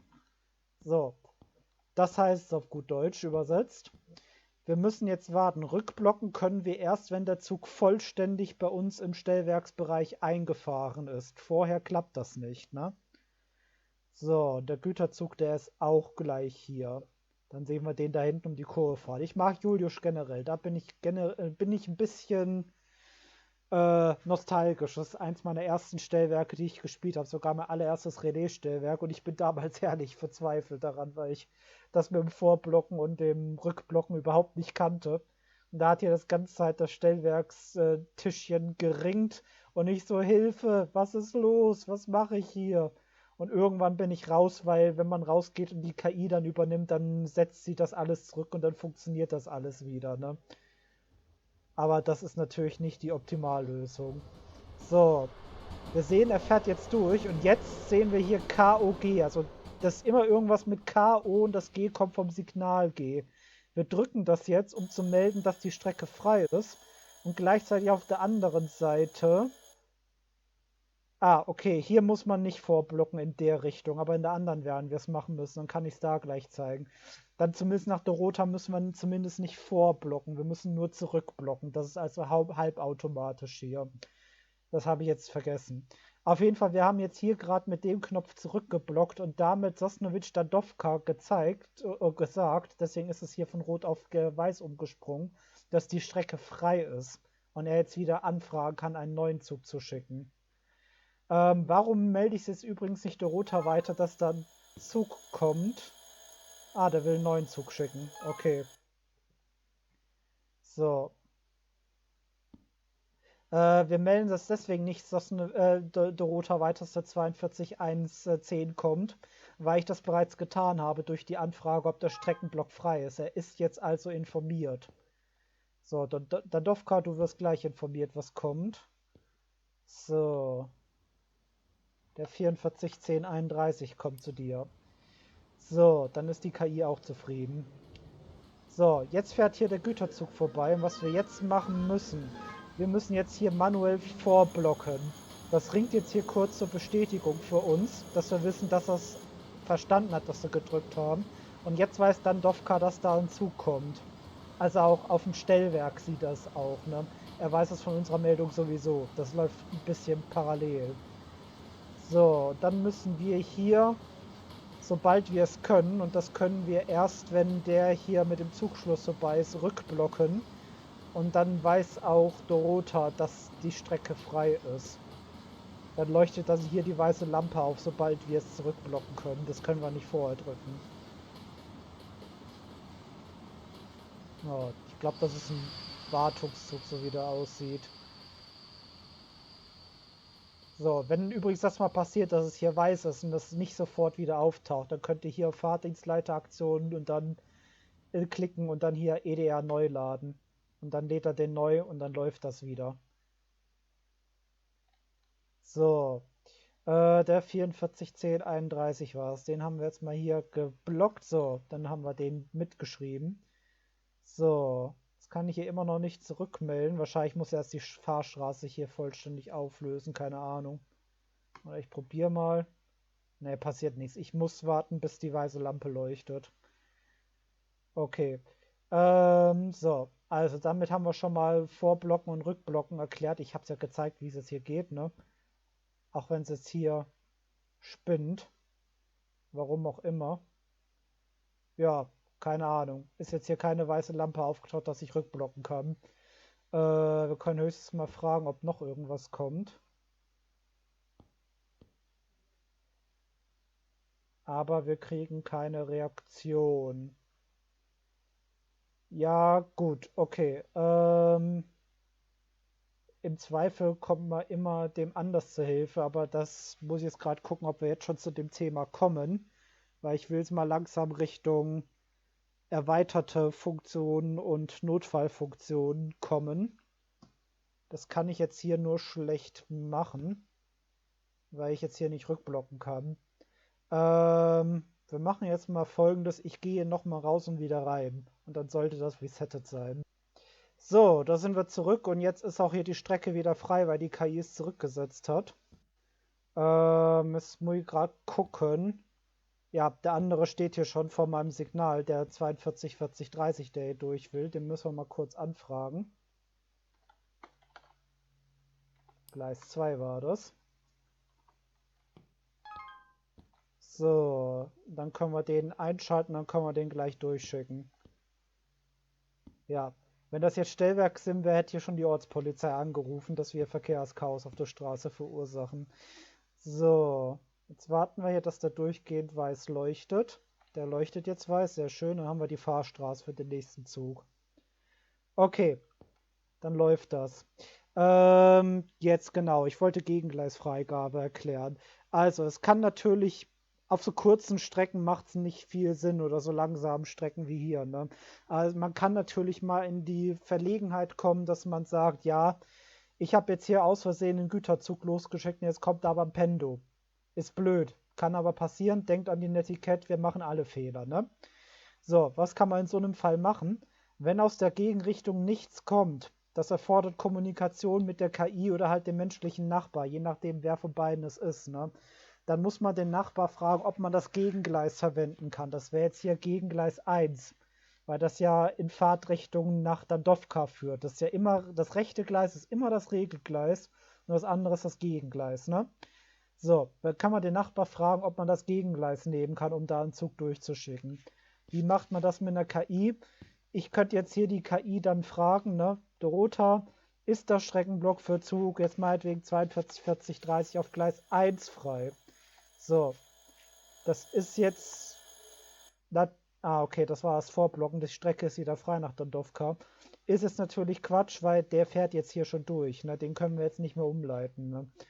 Ähm, aber wenn wir es machen wollen würden, dann würden wir es so machen, dass wir ihn fragen würden, ob der Streckblock frei ist. Und wenn dann Dorota bestätigen würde, dann würden wir hier ganz normal auf Streckenblock Einschalttaste drücken, um den einzuschalten.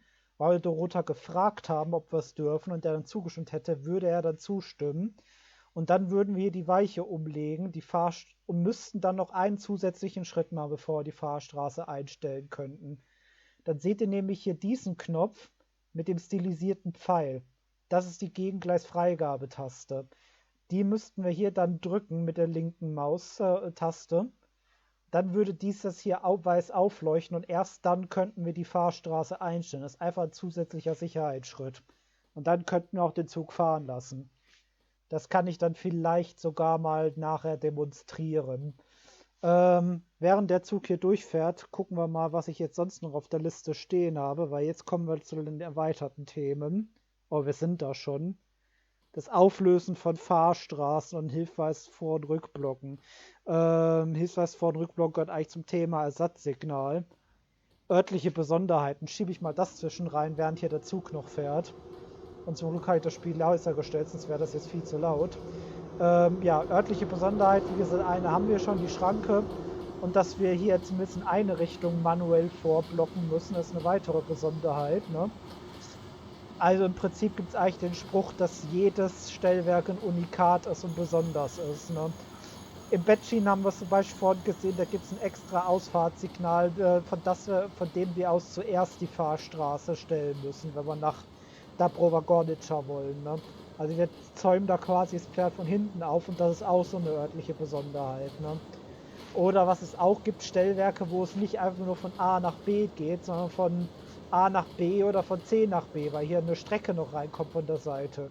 Oder es führt auf der anderen Seite eine Strecke raus. Also ihr hantiert dann mit 3 Bahnhöfen oder sogar mit 4 Bahnhöfen. Katowice ist zum Beispiel so ein Fall. Ne? Da gibt es 4 Nachbarstellwerke, mit denen. Ne, 3 Nachbarstellwerke, mit denen ihr hantiert. Katowice nicht, nein. Da habe ich mich gerade vertan.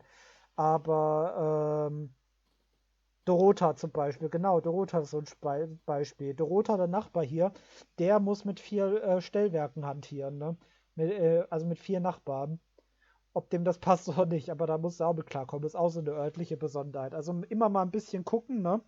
Im Zweifel kann man immer entweder auf dem Community-Discord auf dem Deutschen fragen, da kann ich gerne einen Link reinpacken in die Videobeschreibung. Oder ihr guckt in dem Wiki, da packe ich auch gerne einen Link dazu. Und da könnt ihr zu jedem einzelnen Stellwerk, das es gibt, euch das durchlesen, ob es irgendwelche Besonderheiten gibt. Auch zum Beispiel Weichengeschwindigkeiten, weil nicht jede Weiche ist gleich. Die hier, das sind 40er Weichen, das weiß ich auswendig, weil die Strecke ja generell langsam ist, ne? Aber gerade auf der CMK, der Hauptstrecke zwischen Katowice und Warschau, da gibt es auch Weichen, die sind mit 60 befahrbar, manche mit 100 und oben eher im Bereich Warschau, also bei Grodzisk Mazowiecki wird es, glaube ich, ausgesprochen, der Bahnhof, da gibt es sogar 130er Weichen. Das zeigt das Spiel einem nicht an, aber das ist natürlich nützlich, das zu wissen. Ne? Gerade wenn man irgendwie mehrere mögliche Wege für eine Fahrstraße wählen kann. Deswegen, das ist gut zu wissen, dass man das kann. Ne? So, ja, das ist einfach gutes Wissen und das ist so viel zum Thema örtliche Besonderheiten. Ne? Ansonsten, ja, genau. Jetzt kommen wir zum heißen Eisen.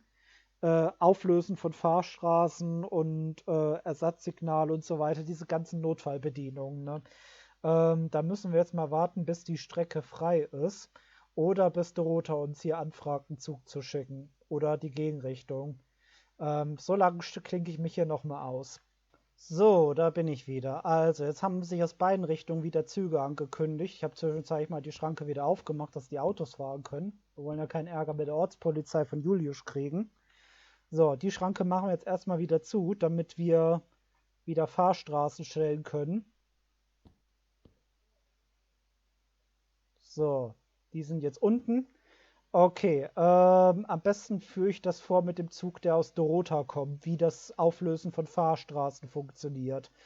Ähm, so, man kann das jetzt in Julius schlecht zeigen mit dem Streckenabstand davor. Da müsst ihr es anhand der Zugliste schätzen, äh, ob das noch okay ist, eine Fahrstraße zurückzuziehen oder nicht. Denn eines darf man nicht vergessen, auf gar keinen Fall beim Zurückziehen von Fahrstraßen. Züge halten nicht sofort, das sind keine Panzer, die haben einen verdammt langen Bremsweg.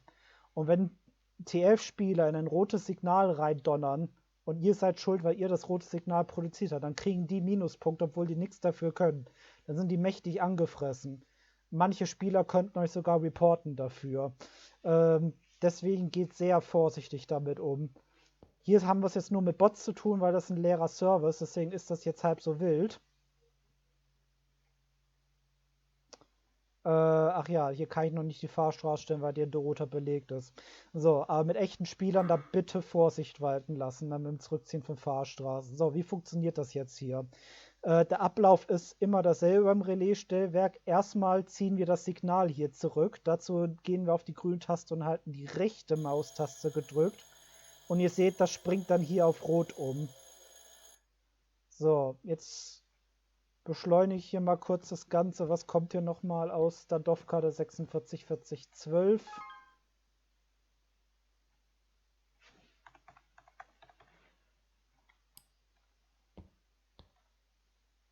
So, jetzt wissen wir auch, dass da konkret ein Zug kommt. Sehr gut. So.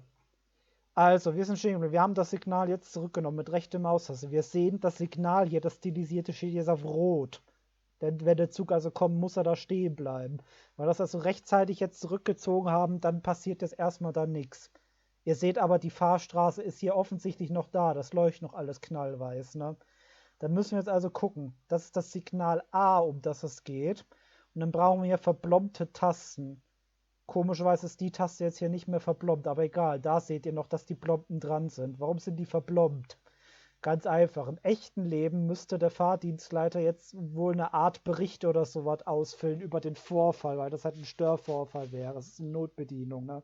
Müsst ihr jetzt hier im Spiel natürlich nicht machen, aber dann kennt ihr den Hintergrund. Ne? Wenn wir jetzt eine Blombe entfernen wollen, dann müssen wir erstmal einmal die rechte Maustaste drücken, dass die Blombe verschwindet und dann erst können wir den Stift ziehen. Ne? Bei ZA ist das jetzt hier schon entfernt. Also diese Tasten, wo die Fahrstraße auflöst, sind immer mit einem Z vorangestellt.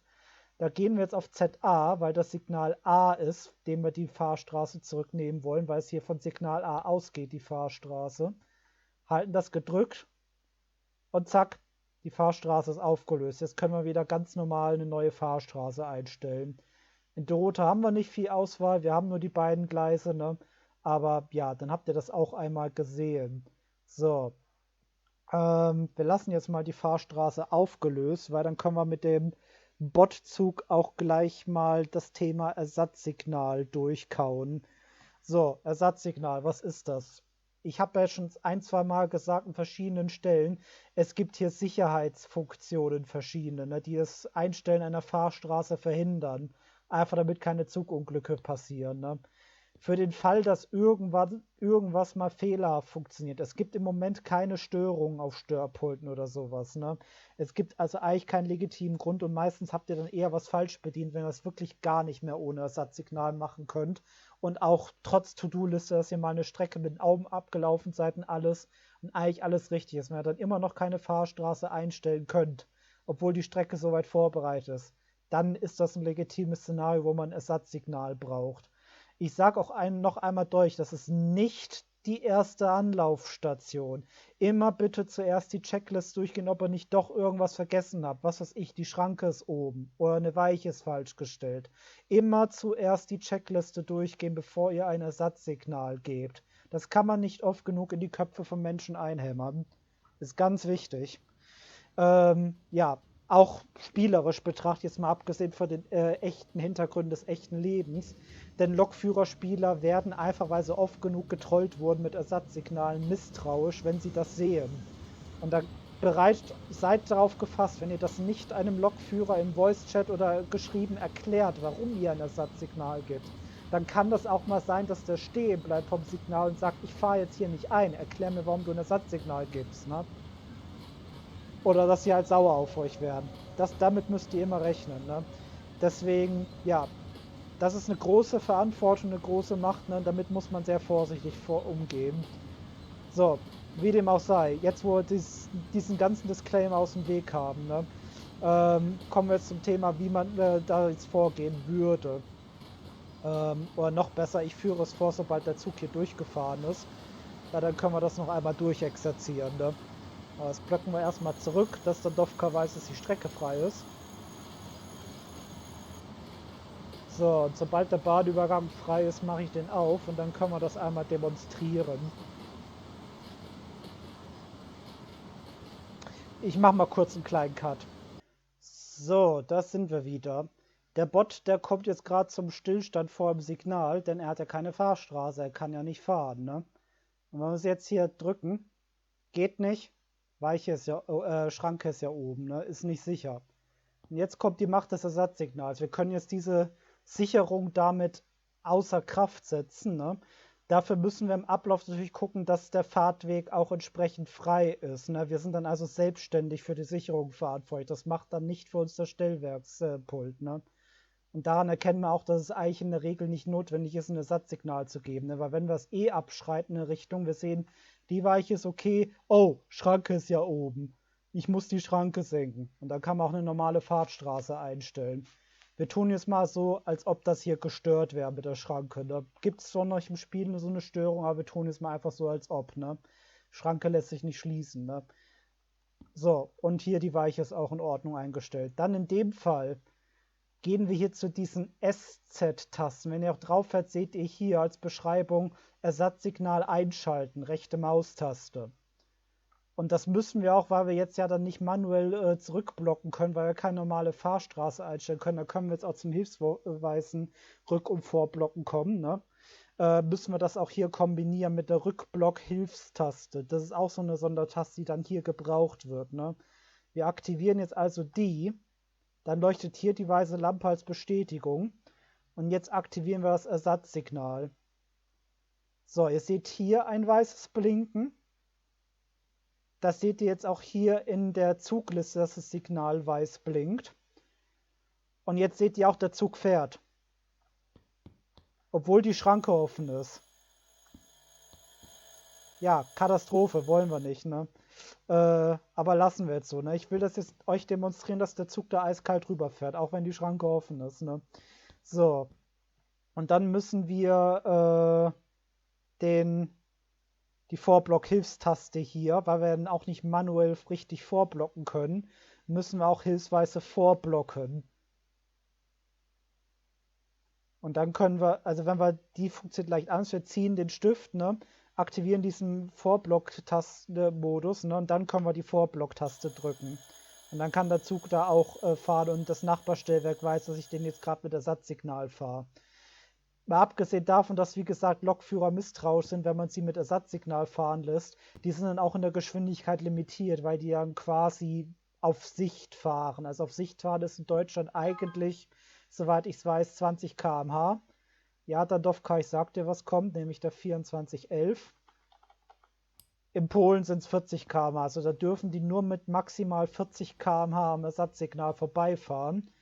Und hier tut er es mit 30, weil er von der Strecke aus limitiert. Das hat jetzt mit dem Ersatzsignal nichts zu tun. Ne? Normalerweise könnte der 40 fahren. Und ihr seht, der fährt drüber. Obwohl die Schranke offen ist. Und da kommt sogar ein Auto. Und wenn das jetzt abbiegt, könnte das sogar reinfahren, den Zug. Biegt aber nicht ab. Na, dann ist er gut. So, wir haben kein Unglück verursacht, alles gut. Aber da seht ihr, was man da für ein Schindluder mit dem Ersatzsignal treiben kann und warum man da im Normalfall es nie braucht und am besten komplett die Finger davon lässt, ne? So, weil dann kann man auch so Zeug machen wie hier die Weiche verstellen, dann stehen auf einmal zwei Züge sich gegenüber oder auf einer eingleisigen Strecke passiert das, ne? Und dann ist auf einmal die ganze Strecke blockiert und dann müssen Moderatoren eingreifen oder der Server muss neu gestartet werden, um das zu löschen. So, hier haben wir jetzt rückgeblockt, jetzt hat das funktioniert. Und dann weiß auch Dorota frei, dass die Strecke wieder frei ist. Gut, dann haben wir das Thema Ersatzsignal abgeräumt und auch gleichzeitig hilfsweises Vor- und Rückblocken. Und dann sind wir mit den Relaisstellwerken schon durch. Ich denke mal, ich werde dann als extra Video wahrscheinlich mal dranhängen, wie ich ein bisschen mal Stellwerke verschiedene spiele, dass ihr mich da mal ein bisschen live in Aktion sehen könnt. Ne? So, als nächstes und finales Kapitel springen wir zu den elektronischen Stellwerken. Die sind einfacher zu bedienen, aber gerade bei den Zusatzfunktionen, wenn diese Notfallbedienung kommt, wenn ihr das einmal auf einem Relaisstellwerk gesehen habt, diese ganzen Sondergeschichten, dann kommt ihr auf jeden Fall 100 Pro damit auf dem elektronischen Stellwerk zurecht. Bis gleich. So, willkommen in Sosnowiec Polotnowi. Hier haben wir ein Stellwerk, das im Moment noch ein elektronisches Stellwerk hat, wie wir hier sehen. Das wird sich in Zukunft ändern. Man sieht hier schon die Hebel. Es ist noch nicht implementiert, aber das wird zukünftig ein mechanisches Stellwerk werden. Aber das nur so weit nebenbei. Ich habe jetzt genau dieses Stellwerk genommen, weil wir zumindest die meisten der Funktionen, die ich jetzt beim elektronischen Stellwerk erklären will, auch hier erklären können, tatsächlich am praktischen Beispiel. Fangen wir nämlich mal an mit dem einfachen Schranken einstellen. Schranken sind hier so dargestellt. Ne? Das heißen hier auf Polnisch scheinbar Mieszowi oder das ist der Straßenname, ich weiß es nicht. Wichtig ist, das ist die Kilometrierung, das ist aber egal. Wichtig ist jetzt hier nur das hier. Das sind die Schrankensymbole im elektronischen Stellwerk. Und hier ist dasselbe wie gerade eben in Julius im Relaisstellwerk. Die Schranke muss zu sein, sonst könnt ihr keine Fahrstraße einstellen. Ne? Wie machen wir sie also zu? Da haben wir oben hier eine ganze Reihe von Tasten, daran könnt ihr euch schon gewöhnen. Hier sind auch ein paar, die rein polnisch betitelt sind, die haben aktuell noch keine Funktion, die könnt ihr schlicht ignorieren. Ja, wir drücken hier auf ZAMK. Ich mache das jetzt mal mit der Schranke, weil die näher dran ist. Und da können wir es nicht nur sehen, sondern gerade bei der Schranke hören, dass die zugeht. Ne? So, und wenn wir die wieder aufmachen wollen, nachdem der Zug durch ist, OTW, Bahnübergang öffnen. So, was auch immer das auf Polnisch heißt, es sind ja polnische Abkürzungen, aber dann wissen wir das, ne? So, dann Fahrstraßen einstellen. Das ist sogar, ich finde sogar noch ein bisschen logischer am elektronischen Stellwerk als im Relaisstellwerk, weil man zumindest bei manchen Relaisstellwerken das Pferd von hinten aufzäumt. Elektronische Stellwerke sind immer gleich. Ihr fangt an mit einem Startsignal und stellt dann das entsprechend ein bis zum Ziel. Na, so, also Startsignal, das ist Signal A aus der Dovka kommt und hier zu einem Bahnsteig. So, und dann drückt ihr auf Zugfahrstraße stellen und dann auf Ausführen. Und was dann passiert, erstmal wird der Computer automatisch die Weichen einstellen. Das müsst ihr dann also auch nicht manuell machen. Und dann ist sie da in grün. Und so stellt man eine Fahrstraße ein. So einfach geht das im Elektronischen. So, Weichen stellen, genau. Ich nehme jetzt erstmal die Fahrstraße wieder zurück, weil das zu Fehlfunktionen führen kann.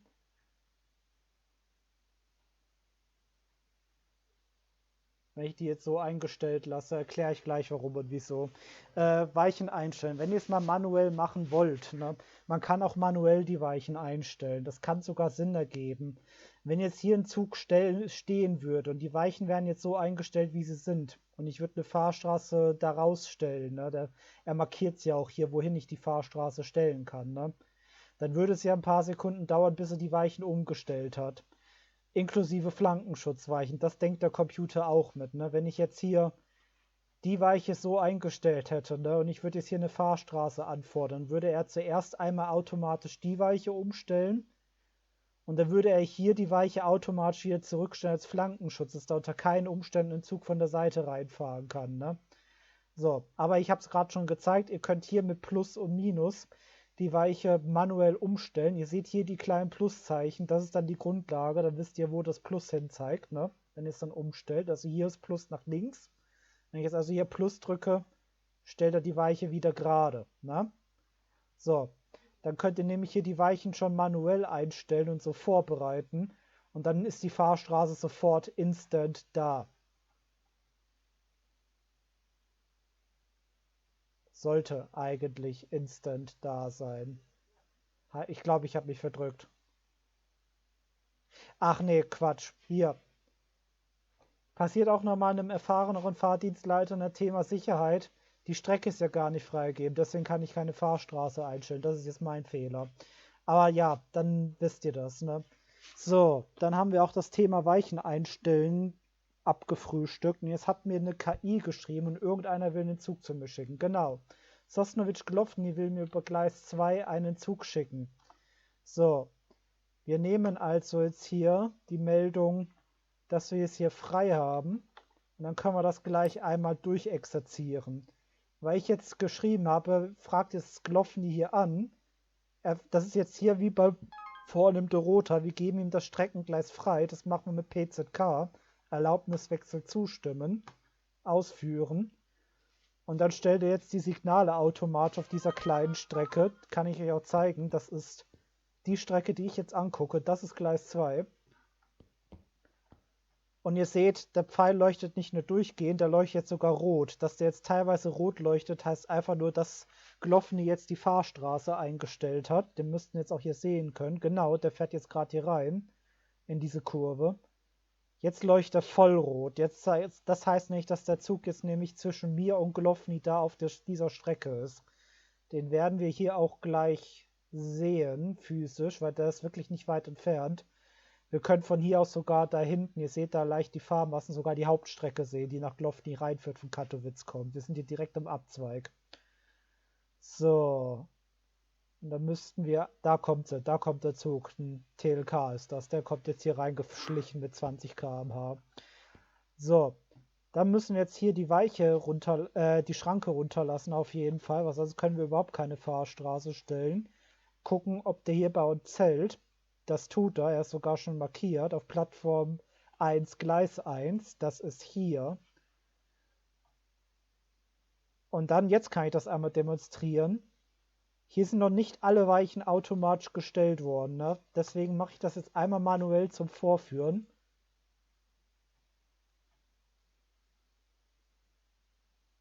So, jetzt ist das vorgeführt. Und jetzt sollte, zack, sofort ist die Fahrstraße da, ohne Wartezeit. Ne? Wenn ihr mal ein paar Sekunden sparen wollt, könnt ihr es manuell so vorbereiten. Ihr müsst es aber nicht tun. Ihr könnt euch auch auf die automatische Weicheneinstellung verlassen. Ne? So, dann haben wir das Thema Streckenblock anfragen. Genau, das können wir als nächstes jetzt machen. Übrigens, die elektronische Stellwerk, ganz geil. Diese weißen Boxen, Die repräsentieren die Strecke und zeigen euch dann auf allen Blöcken auf der Strecke, wo da gerade ein Zug ist. Wir haben hier nur einen Block und da ist der 42112. Und wenn ich hier mit dem Cursor drauf gehe, das klappt zumindest bei den meisten Strichen, wird es mir auch angezeigt, was das ist, ne, für ein Zug. Wir fragen jetzt also Dadovkan, ob wir ihm den 42112 schicken können. So, und hier, weil es nur ein Gleis gibt, können wir es weglassen. Das kapiert Dadovka, welches ich meine. Jetzt warten wir kurz auf die Rückmeldung. Die wird hoffentlich positiv sein. Und sie ist positiv.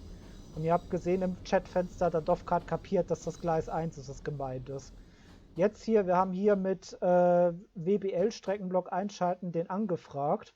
Dann blinkt er kurz, während er die Signale einschaltet. Und dann steht es vollständig, wenn Dadovka freigegeben hat und die Strecke freigegeben ist. Und hier gleichzeitig, jetzt sehen wir hier an dem grünen Balken hier, dass da kein Zug eingestellt ist. Da kommt keine Fahrstraße von Glowny. Wir können jetzt also hier zurückblöcken. Das machen wir hier mit dem Knopf KO.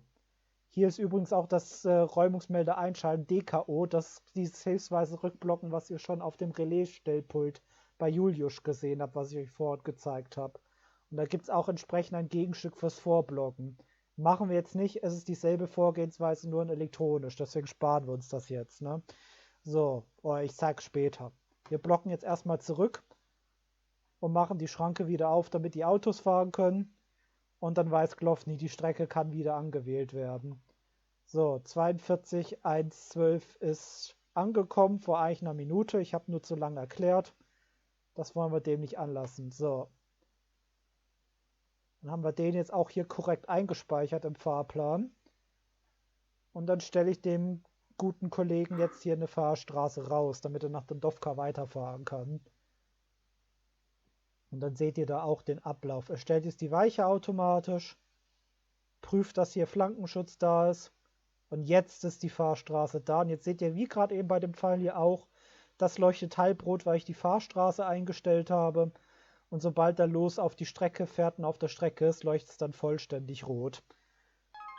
Das werdet ihr dann gleich sehen. So, Glowny fragt schon den nächsten Zug an, 42164. So, das ist ein bisschen örtliche Besonderheit. Hier gibt es zwei TLKs. Einer hält und einer fährt durch. Ne? Und das ist wahrscheinlich der dann durchfährt.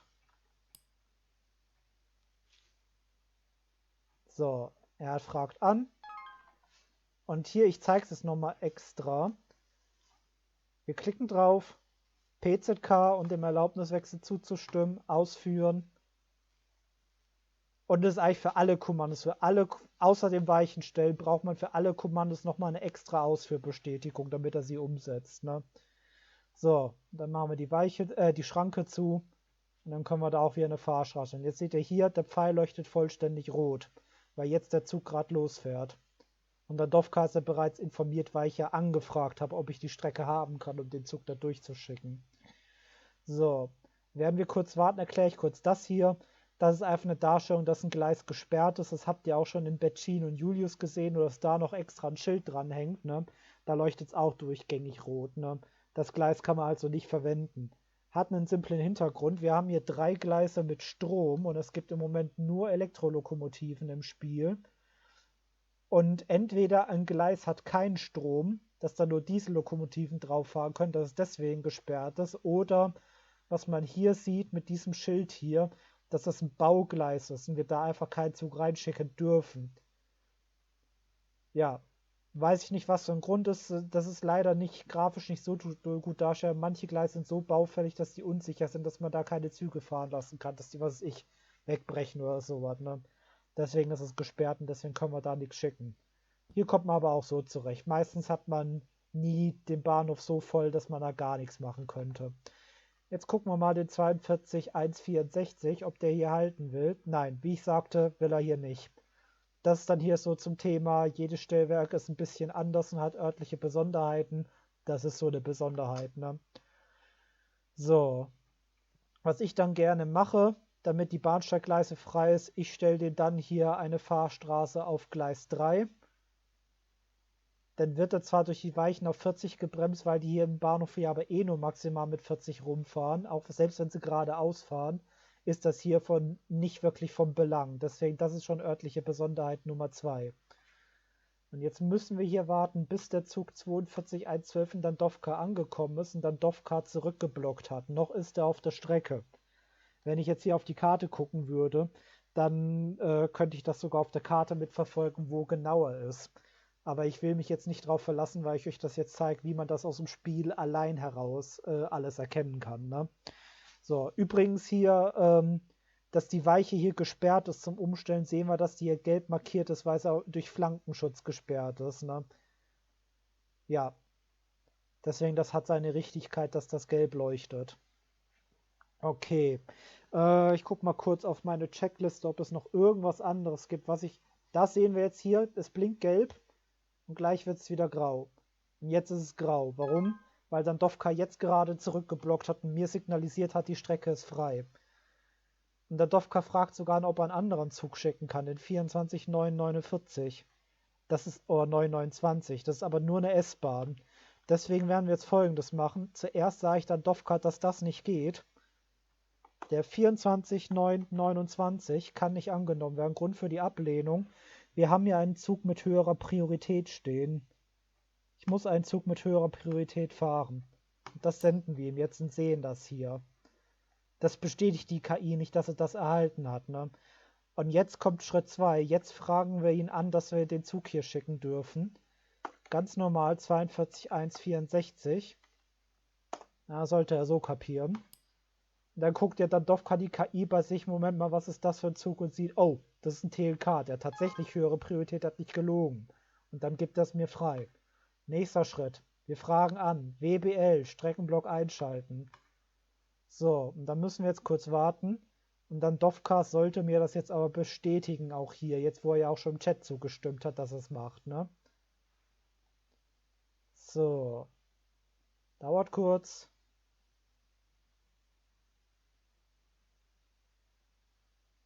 Sollte eigentlich...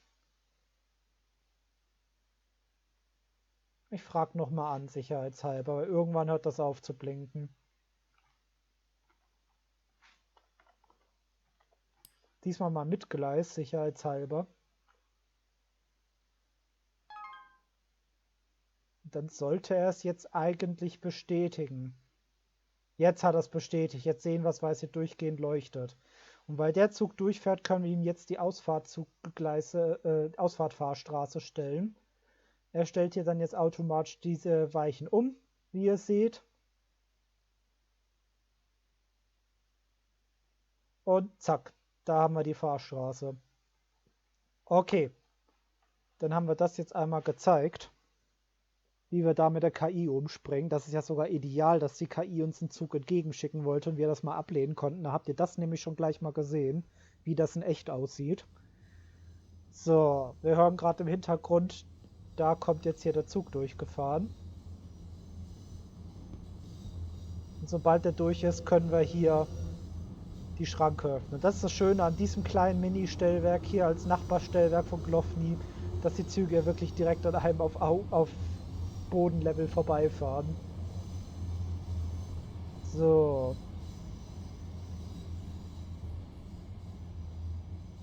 Und dann können wir jetzt hier die Schranke öffnen und zurückblocken.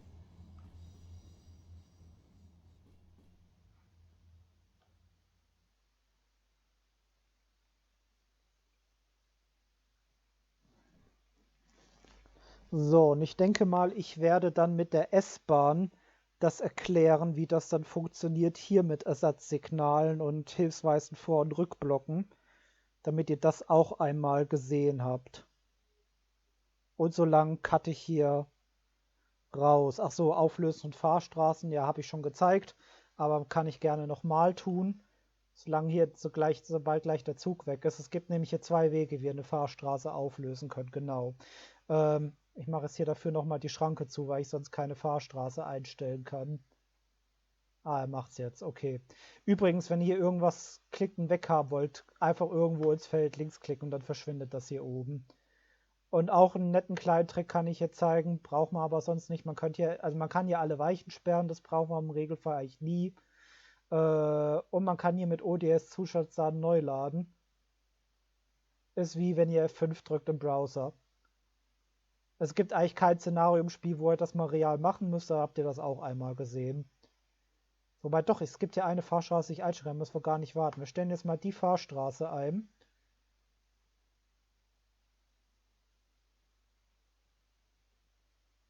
Oh. Er stellt die ganzen Flankenschutzweichen. So, jetzt ist die Fahrstraße da. Ihr habt jetzt schon gesehen, weil ich das vorhin zuerst mal, weil das die schnelle Variante ist, mal hier auf ZW drückt, Zugfahrstraße hilfsweise auflösen, ausführen. So, dann wird der Bildschirm grau, 5 Sekunden lang. Und dann taucht hier auf, bitte den Befehl bestätigen. Das muss man extra machen. Dann drückt ihr nochmal falsch und drückt dann ZWP, Zugfahrstraße hilfsweise auflösen, Bestätigung, ausführen. Und dann ist sie sofort aufgelöst. Auch hier wie beim Relaisstellwerk, das ist eine Notfalllösung. Das macht ihr bitte nicht, wenn der Zug gerade dabei ist, auf das Signal zu rauschen. Ne? Irgendwie mit wenigen 100 Meter Abstand. Also, wir sagen mal so, als Faustform, wenn der Zug näher als 1 Kilometer dran ist, lasst die Finger weg und organisiert das irgendwie anders. Ne? Und kommuniziert auf jeden Fall mit dem Lokführer, bevor er Zugfahrstraßen auflöst. So, die normale Variante, die langsame ist. Wir legen die nochmal, die Zugfahrstraße. Und das ist die sichere Variante quasi, weil es kann ja sein, dass ein Lokführer unterwegs ist, dann kann er aber hier noch zum Signal fahren. Ne? Ist hier ZD, Fahrstraße auflösen. Dann leuchtet das Ding hier pink. Und das ist ein Zustand, der bleibt 2 Minuten lang so, also bis 7:30 Uhr und ungefähr 50 Sekunden. Und dann verschwindet die Fahrstraße. Das ist die sichere Variante, ne? So. Man kann ja auch natürlich, das mache ich jetzt auch, anstatt die 2 Minuten, ja, wobei, es kommt jetzt drauf an, wer schneller ist. Ne? Man kann die 2 Minuten abwarten, dann verschwindet das einfach, ne? Dann ist das wieder ganz normal grau und kann ganz normal bedient werden. Ne? Aber wenn der Zug jetzt schnell in den Dovka ist, dann werde ich sie gleich noch hilfsweise auflösen. Das kann man hier trotzdem machen. Ne? Ihr schließt nicht das eine durch das andere aus. Ne? Wir können hier trotzdem hier ZW das hilfsweise auflösen, sofort. Ne? So, ach ja, übrigens, falls ihr es mal hier seht, ne, hier diese Chat-Nachrichten, Julius KI, Ausfahrt in Richtung bla bla bla geben. Ne? Die KI schreibt das manchmal rein für Lokführer hier, damit die das lesen, ne, wenn ein Stellwerk KI besetzt ist, ne, um zu signalisieren, dass es dann eine Durchfahrt erteilt hat, ne, wenn es wirklich einfach nur darum geht, eine Durchfahrt zu erteilen. In Bahnhöfen, wo ein Halt besteht, macht die KI das nicht. Ne? So, deswegen, das ist eher bei den kleineren Stellwerken, dass die KI hier reinschreibt, ja, ich habe die Durchfahrt gegeben, damit der Führer-Spieler Bescheid weiß. Ne? So, ja, jetzt gucken wir mal, was hier schneller ist. Und, na, wir warten jetzt mal die 40 Sekunden ab. Und dann verschwindet die hier gleich ganz von alleine. Ach, sogar früher. Die ist jetzt schon verschwunden. Okay, super. So, was wir jetzt gleich machen werden, und ich hoffe, da kommt kein Zug an aus Glofny. Macht das bitte niemals in echt. Macht das nicht nach, liebe Kinder. Ich werde es euch gleich zeigen, wie es ist, weil in echt werdet ihr das eigentlich nie machen müssen. So, erstmal wird gleich der Dovka fragen, ob er mir die S-Bahn reinschicken darf. Ne? Da sollte gleich eine Chat-Anfrage dafür kommen. Da ist sie. Und jetzt können wir der Dovka sagen, jawohl, du darfst mir den Zug schicken, den 24.929. Und das kapiert er auch im Normalfall, dass ich Gleis 1 meine. Das hat er jetzt auch hier gemacht. So. Und dann können wir hier auf Ausführen drücken, PZK ausführen, ne?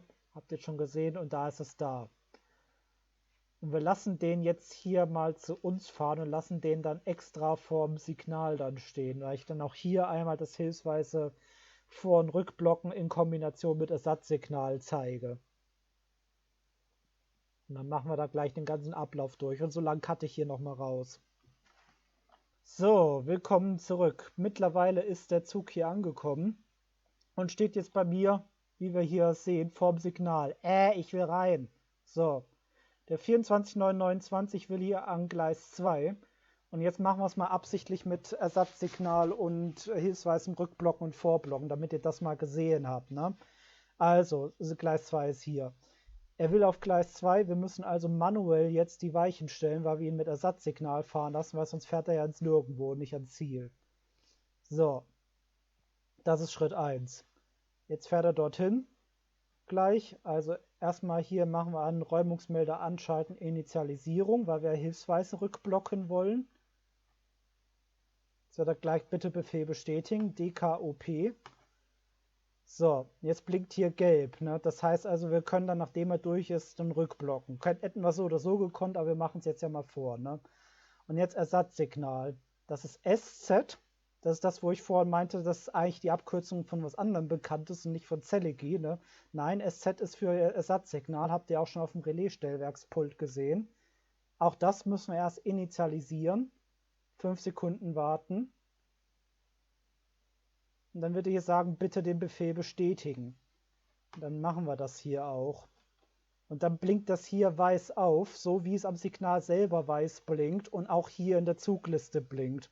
Und jetzt fährt der Zug mit maximal 40 km/h in den Bahnhof ein und folgt halt den Weichen, weil wir ja keine Fahrstraße regulär gestellt haben.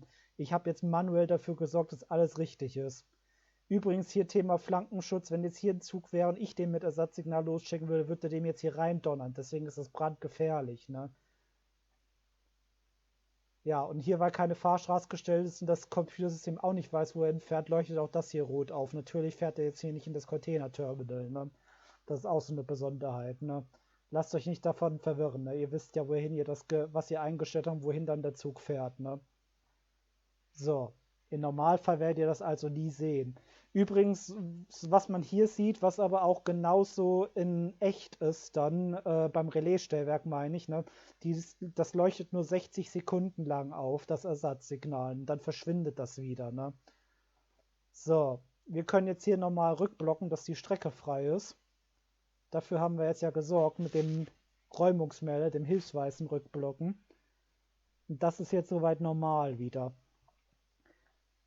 Jetzt lässt der Zug gleich erstmal seine Fahrgäste rein. Wir können jetzt hier schon mal festhalten, dass er angekommen ist.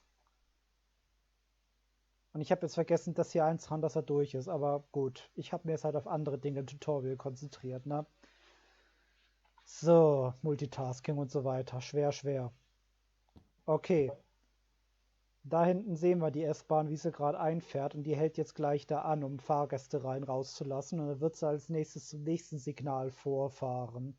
Das ist dann das hier, Signal K. Sehen wir ja auch hier links, ne? So, der hält jetzt an, wird ein Fahrgastwechsel, wird da 20 Sekunden stehen, weil er bei mir ein bisschen Verspätung der Einfahrt gesammelt hat, ne? So, und dann warten wir, bis er zum Signal fährt.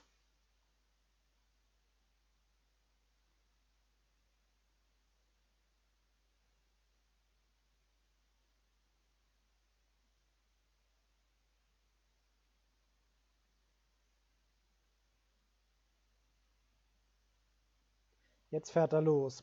Was wir jetzt machen, damit wir auch das hilfsweise Vorblocken mal demonstrieren können, ne? So, also geht hier gar nicht, weil das hier halbautomatisch ist. Ich habe vergessen. Ja, ich glaube, es gibt kein elektronisches Stellwerk, wo man manuell vorblocken muss. Okay, dann machen wir es jetzt hier zumindest richtig. Ne? Aber es würde im selben Prinzip laufen wie im Relais-Stellwerk, wenn das ginge. Ne? Vielleicht kommt das in der Zukunft. Ne? Ihr würdet dann DPO drücken und zur Initialisierung, ihr würdet 5 Sekunden warten. Er wird dann wieder sagen, bitte Befehl bestätigen, rot, dann würdet ihr DPOP drücken. So, zum hilfsweisen Vorblocken. Ne? Und dann würdet ihr, ja, WBL drücken, also es müsst dann eigentlich einen Knopf drücken zum Vorblocken. Ne? Gibt es jetzt hier scheinbar jetzt so nicht. Oder es ist WBL, das kann auch sein, dass das der Vorblockknopf das gemeint ist, was man sonst auf dem Relaispult hat. Es ist jedenfalls funktionell das gleiche. Und dann kann da der Zug einfahren, obwohl jetzt hier schon das Gleis belegt wäre. Ne? Oder ich kann es jetzt nicht sauber simulieren, wie dem auch sei. Dann schicken wir den jetzt noch sauber auf Reißen. Und dann passt das. Man kann hier natürlich auch so einfach nur so ein Ersatzsignal geben, ohne jetzt DKO, DOP. Das muss man jetzt nur machen hier, weil das jetzt hier einschaltbare Strecken sind und die nicht permanent an sind. Ne? Ja, und dann wird der auch maximal 40 fahren. Aber wir haben jetzt den KI-Zug genug gequält. So. Wir fragen jetzt sauber an. 24,929. Gleis 2 ist das. Das ist das hier. Das wollen wir fragen. Der will nämlich nach Katowice. Das weiß ich auswendig. Weil das hier wird nur von Güterzügen gebraucht, die zu mir fahren. dort schickt ihr nie einen Polynowien-Zug hin, außer es ändert sich mal in Zukunft. Das könnt ihr auch an der Liniennummer übrigens sehen. Linie 660 hier, ne? Der 24929, Linie 660. Das passt also.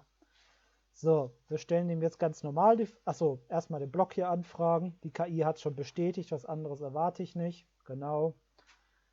So. Wir warten, bis der voll leuchtet.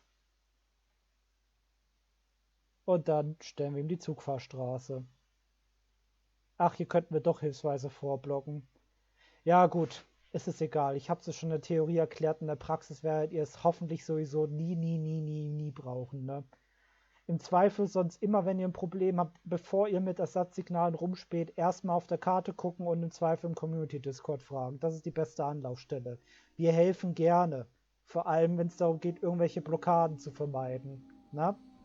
Also, es gibt keine dummen Fragen. Ne? Es gibt nur dumme Antworten. Fragen. Scheut euch nicht. Ne? So, dann haben wir das. Oh, hier ist sogar ein Spieler, der hier rumfährt. 441033, sieh an. Aber wahrscheinlich will er nicht zu mir. Jetzt gucke ich mal kurz in meinem Skript, ob ich noch irgendwas vergessen habe zu erklären. Gegengleisanfrage und örtliche Besonderheit. Das machen wir am besten auf einem anderen elektronischen Stellwerk, weil wir hier keine dauerhaft eingeschalteten Streckengleise haben. Ne? Das Prinzip ist aber ähnlich. Bis gleich. So, willkommen zurück. Jetzt sind wir in Gora Vlodavska. Das ist nördlich von Zawierce, einem großen Bahnhof. Der ist dann hier links zu finden auf dem Stellwerksbild. Und Psari ist ein anderer, rechts. Ist kein großer Bahnhof, aber eine Übergangsstelle, ne, mit Seitengleis, also ein Betriebsbahnhof quasi. Ne? Ja, wir haben jetzt hier noch zwei Themen zur Hand, nämlich Gegengleisanfrage. So, das passt ja sogar. Hier Zug 4110 kommt auf Gleis 2. So, der kommt aus Zawierce. Was wir jetzt machen, wie läuft das Gegengleisangabe? Also grundsätzlich nur in Kommunikation mit dem Nachbarstellwerk. Ne? Wenn wir jetzt also hier Psari fragen, das ist dann Gleis 1 müsste es sein, ja. Dann fragen wir es Psari an, hey Psari, ist das Gleis 1 für den 42110? Quatsch, ja. Er meckert, weil ich die falsche Zugnummer eingegeben habe. So, Entschuldigung. Ist das Gleis 1 für den 41110 frei? So. Sagt er nein, weil er einen Zug mit höherer Priorität hat. Und jetzt meldet er sogar direkt 24115. Gut, der hat jetzt nicht in dem Sinne eine höhere Priorität, dass es eine andere Zuggattung wäre. Es ist haargenau die gleiche Zuggattung. Aber er muss den halt irgendwie zu mir schicken, ne? So. Deswegen, ja. Aber ich sehe gerade, das bietet sich perfekt an. Das hier ist verstellt. Die KI haben hier in der Vergangenheit mal Gegengleis gefahren. Das läuft nach demselben Prinzip. Wir machen jetzt das Spiel also umgedreht, ne? Wir wissen, jetzt kommt der 24115 und der will nach Zawierce. Deswegen fragen wir jetzt an für Gleis 1, das nördliche. Hey Zawierce, ist das Gleis 1 für den 24115 frei? Da sollte er jetzt Ja sagen. Tut er auch, weil das Regelgleis ist. So, wie läuft das jetzt also? Wir drücken hier. Ihr seht, der Pfeil ist in die falsche Richtung gedreht auf dem Regelgleis, nämlich in unsere. Wir drücken jetzt hier. Du willst mich verarschen, KI, oder? Okay. Die KI hat jetzt hier einen Zug geschickt, ohne mir Bescheid zu geben. Ja, das habe ich so auch noch nicht gesehen. Okay, dann muss ich jetzt warten, bis der hier angekommen ist. Ne? So lange cutte ich noch mal raus. So, willkommen zurück. Wir führen jetzt spontan den Linksverkehr ein. Ich gebe jetzt hier den Streckenblock frei, ZWBL. So, und dann werden wir Zawierce fragen, ob wir auf Gleis 2 den TLK schicken können. Dann machen wir es wie in England. Das ist das untere Gleis hier. Und dann wird es entweder Ja oder Nein sagen. Er sagt Nein. Okay. Dann müssen wir ihn doch leider den Willen lassen, weil wir können nicht gegen seinen Willen das hier einstellen. Das geht nicht. Großes No-No. Weil sonst schickt der noch selber einen Zug hier auf die Strecke und dann blockieren wir das hier. Ne? Wir haben es ja gerade eben schon hier oben gesehen. Da müssen wir jetzt noch warten, bis der hier da ist. Aber das können wir jetzt noch gemeinsam abwarten. Warum ich nicht in den Linksverkehr schicken wollte, wir haben hier eine andere häufige Situation, gerade auf diesem Stellwerk oder Stellwerken mit sehr langer Strecke dazwischen, wo wir dann entsprechend viele Blöcke haben. Die KI im Sari hat hier einen Pendolino, einen Schnellzug hinter dem TLK hierher geschickt. Der TLK fährt 120, der Pendolino fährt hier 200. Deswegen, der küsst dem gleich hier die Stoßstange. Eine Menschen könnten, also metaphorisch, nicht wortwörtlich zum Glück, ne? Sonst hätten wir ja Zugunglück, ne? Ähm, Den Menschen hätte man jetzt sagen können, hier per Funk, reduziere mal bitte dein VMAX auf 160 zum Beispiel, damit das nicht ganz so schnell passiert und die flüssiger durchkommen. Das geht mit den KI-Zügen nicht, dass wir denen da quasi eine Empfehlung durchgeben oder wenn wir uns am echten Bahntrieb orientieren, einen Befehl ausschreiben und diktieren würden. Ne? Im Echt ginge das ja, ne? Dass man da einem Lokführer sagt, du fährst jetzt nur so und so viel. Ne? Das geht hier noch nicht. Wer weiß, ob das mal in Zukunft kommt. Ne? Ja, deswegen, wir werden hier gleich den Güterzug hier, der hier kommt, wahrscheinlich hier ganz hier. Ah ne, wir kommen hier gar nicht rüber, weil es hier keine Weiche gibt. Scheiße. Ähm, Dann werden wir den TLK hier wahrscheinlich warten müssen, weil ich vermute mal, dass der Güterzug vorher da ist. Dann werden wir den TLK hier am Eingangssignal warten lassen müssen, als kleiner Schlachtplan. Übrigens generell als Tipp und auch fürs Kommunizieren mit Spielern dann im realen Betrieb, ne, wenn mal so eine Situation hier eintritt. Es ist nützlich, einen Schlachtplan zu kommunizieren, wie hier vorgeht. Ne? Gerade wenn hier schon Spieler stehen und wissen wollen, was los ist, nicht wenn die erst noch auf dem Weg sind. Ne? Ähm, Wir werden jetzt hier als Schlachtplan im Güterzug eine Fahrstraße einstellen. Und zwar rüber aufs Regelgleis zurück.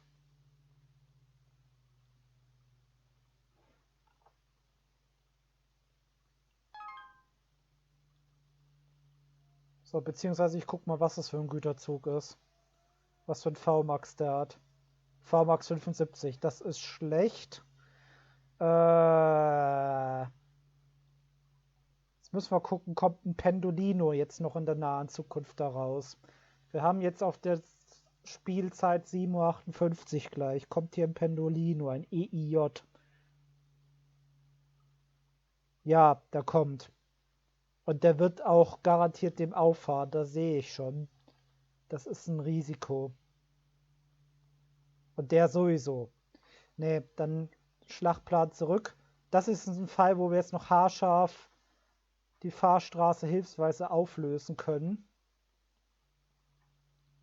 So. Und das machen wir jetzt hier auch einmal, damit ich hier gleich andere Fahrstraßen einstellen kann. Weil wir wollen hier jetzt nicht den Verkehr aufhalten, ne? So, Fahrstraße aufgelöst. Der muss auf jeden Fall runter von der Strecke, das ist klar. Wir stellen ihm jetzt also eine Fahrstraße hier aufs Abstellgleis und dann wird er warten müssen. Und leider, wir können jetzt nichts dran ändern, weil auch hier kommt jetzt ein Zug aus Savierze. Wir können jetzt also leider das nicht jetzt korrigieren, dass der Pendel jetzt hier hinterher schleicht. Wenn jetzt hier ein zweites Paar Weichen wären, dass ich hier wieder von dem Gleis 2 auf Gleis 1 zurückkäme, dann würde ich jetzt den TLK hier hinstellen und den wieder danach zurückschicken, dass das Ausweichgleis nehmen. Ich kann aber nicht mit imaginären Weichen arbeiten, deswegen dann muss der jetzt hier weiter.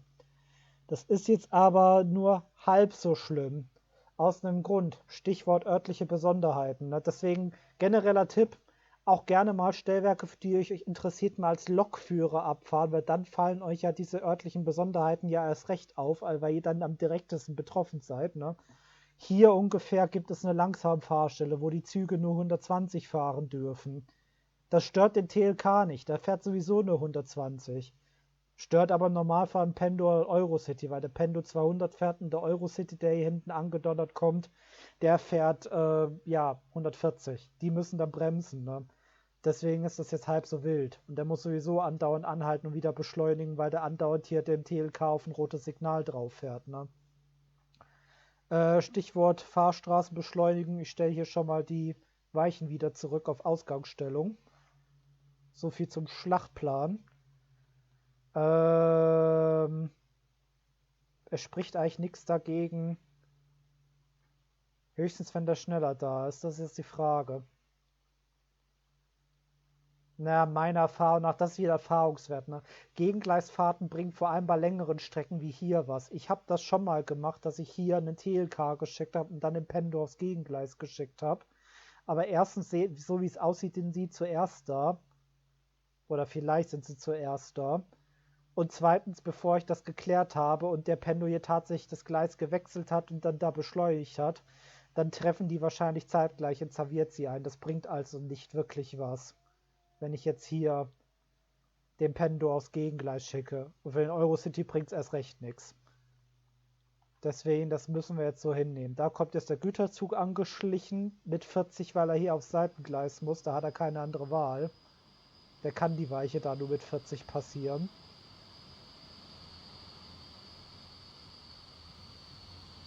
Oder scheinbar nur mit 20 aus irgendeinem Grund. Vielleicht weil es das Gegengleis ist. Ich habe jedenfalls nichts Besonderes eingestellt. An mir liegt es nicht. So. Ach ja, übrigens hier, wenn wir schon beim Thema Gegengleis sind. Wenn ihr ein Gegengleis gebt und das in Kombination mit Ersatzsignal, dann jetzt geht das hier nicht wahrscheinlich, weil es ein Streckensignal ist. Aber hier geht das. Ne? Ihr seht, das hier heißt jetzt nicht SZ, sondern NSZ. Oder noch besser hier. Hier gibt es ja mehr Sinn. Ne? Das hier ist ja das Regelgleis eigentlich. Gleis 1. So. Wir werden jetzt 1 machen, weil jetzt der Güterzug jetzt hier gerade angekommen ist, bevor die KI wieder Blödsinn macht. Wir fragen das jetzt nochmal an bei Zavierze. Ist das Gleis 1 für 24.1.15 frei? Er bestätigt sofort. So. ZWBL. Also hier.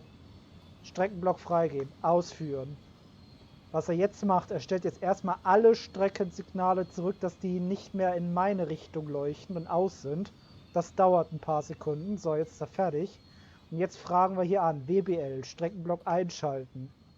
Und Zavierzi hat ja gerade gesagt, dass die Strecke frei ist. Also sollte er das auch gleich einschalten. Das dauert auch wieder ein paar Sekunden, weil die ganzen Signale jetzt wieder in Richtung Zavierzi einschalten muss, ne? So. Und genauso geht ihr auch vor, wenn ihr jetzt ein Gegengleis anfragen würdet. Ihr fragt die KI, ist das frei? Wenn die KI ja sagt, dann drückt ihr hier ZWBL. Das geht nur, wenn hier diese grüne Streifen da sind, wenn also kein Zug auf der Strecke ist, ne? So. Dann ist das frei, dann fragt ihr mit WBL, dass das einschaltet und dann könnt ihr da ganz normal eine Fahrstraße hinstellen. Und wenn wir jetzt beim Thema Gegengleis sind, wenn ihr das aus irgendeinem Grund mit einem Ersatzsignal kombinieren müsstet, ich kenne keine Situation, wo ich das jemals hätte machen müssen, aber wenn ihr das mal machen würdet, dann drückt ihr hier NSZ, Gegengleisfahrt Ersatzsignal einschalten und dann wird er wieder hier grau werden, wo er dann um Befehlsbestätigung fragt, dann würdet ihr NSZP zur Bestätigung drücken. Was ist der Unterschied zum normalen SZ hier? Dann drückt am Signal zusätzlich ein Zusatzsignal auf, so quasi einen Schrägstrich. Ich kann ja mal sogar kurz runterlaufen und gucken, ob ich das zeigen kann. Auf jeden Fall leuchtet dann da ein Schrägstrich auf, der signalisiert dem Lokführer, dass er jetzt aufs Gegengleis mit dem Ersatzsignal fährt. So, das müsste das Signal hier sein. Oder das hier. Jetzt bin ich gerade unsicher. Wir gucken gleich einfach mal. Signale sind ja grundsätzlich rechte Seite oder über dem Signal. Warte, wir teleportieren uns mal zurück. 1 drücken, dann könnt ihr euch sofort zurückdrücken. Welches Signal ist das? Signal N. Okay. Wir müssen also nach dem Signal N gucken. Die haben Tafel dran, die Signale. Damit könnt ihr, wenn ihr mal rauslauft, die Signale dann vor Ort identifizieren. Ne? Und dann wisst ihr, welches reale, physisch existierende Signal das ist, was ihr auf dem Display seht. Ne? So. Ich glaube aber, das Überhangsignal ist dafür, wenn hier einer auf Gegengleis fahren würde. Ich glaube nicht, dass das ist. Ich glaube, das ist das Signal hier. So, ihr könnt übrigens ranzoomen, auch als Lokführer mit Maustaste, falls ihr das nicht wusstet. So. Genau, hier, ihr seht das angedeutet, diesen Strich hier, der würde dann weiß aufleuchten, wenn wir ein Gegengleisersatzsignal erteilen würden. Dann wüsste der Lokführer, ich habe nicht nur Ersatzsignal, ich werde auch noch aufs Gegengleis geschickt, ich armer Tropf. So, und hier seht ihr N Signal N, dass es das Signal ist, ne? Wofür das 1 von 3 steht, bin ich mir jetzt ehrlich gesagt nicht ganz sicher. Deswegen sage ich lieber nichts dazu, bevor ich was Falsches sage. Und das hier, das gibt einfach an bei einem Gleiswechsel, ne? Es leuchtet gelb, wenn auf 60 gebremst wird und grün, wenn man auf 100 gebremst wird. Das geschieht automatisch, dafür müsst ihr nichts extra einstellen. So, jetzt können wir endlich hier Fahrstraßen erteilen. Wir lassen dich, Kollegen, fahren.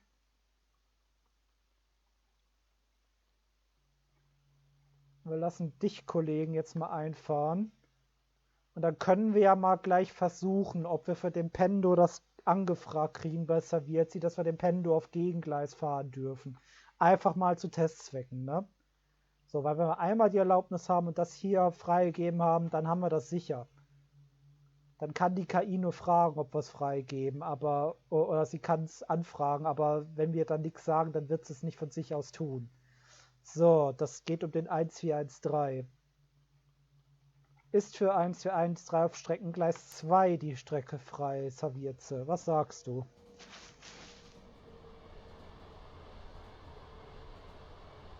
Er rödelt. Er sagt ja. Das ist doch geil. Dann führen wir das jetzt einmal mal vor. So, und bevor Psari meckert, melden wir ihm kurz den 42112. So. Und jetzt stellen wir hier dem TLK seine Fahrstraße raus, damit er schon losfahren kann.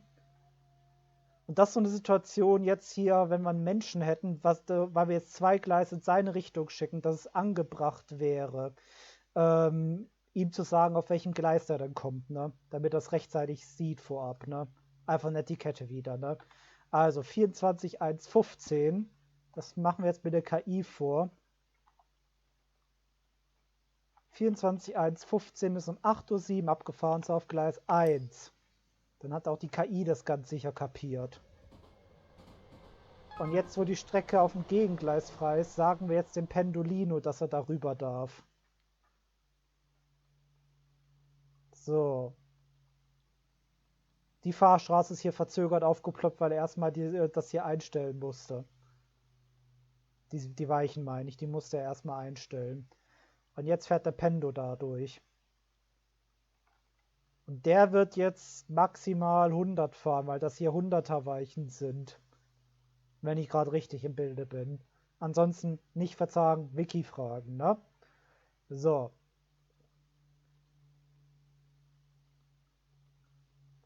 Und der wandert jetzt hier langsam rüber. Und dann kann der hier beschleunigen, wird hier nochmal kurz auf 120 gebremst wegen der Langsamfahrstelle oder LA. Falls ihr die Abkürzung mal hört, da ist eine LA. Das sagen mal gern die realen Bahner zueinander. Offizielle Abkürzung für Langsamfahrstelle. Dann habt ihr das auch mal gehört. Oder was heißt offiziell? Sie ist zumindest im Sprachgebrauch, die Abkürzung. Ich weiß nicht, ob es die offizielle DB-Abkürzung ist von der Deutschen Bahn. Bevor ich jetzt von irgendwelchen Leuten geschlagen werde. Das ist aber nicht die offizielle Abkürzung, falls es nicht sein sollte. Ich weiß es nicht. So. Und da kommt der Eurocity ja schon. Und dann geben wir dem die Fahrstraße auf 1. Und wir sagen jetzt Savierze Bescheid, dass der Pendo auf 2 kommt.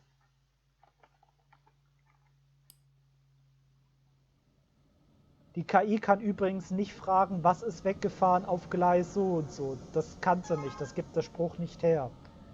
Wenn wir jetzt also hier den jetzt ohne Meldung fahren lassen, ne, dann fragt sie auch nur, was ist weggefahren.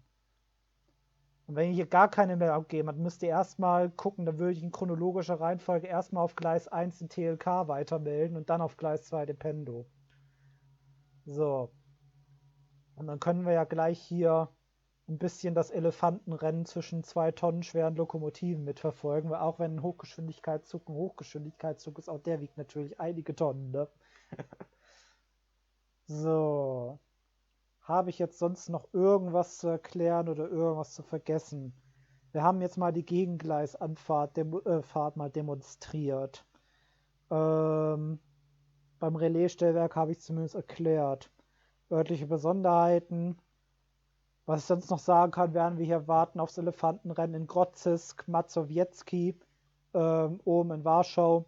Da gibt es genau wie im Betschin die Konstellation, dass es ein extra Ausfahrtssignal gibt, wo man noch extra da die Fahrstraße stellen muss nochmal, ne? Ein kurzes Stück, bevor es auf die Strecke geht, ne? Könnt ihr euch merken oder nicht. Im Zweifel könnt ihr es im Wiki nachlesen oder selber einfach ausprobieren, weil dann ein Zug stehen bleibt und ihr euch fragt, warum und wieso, ne?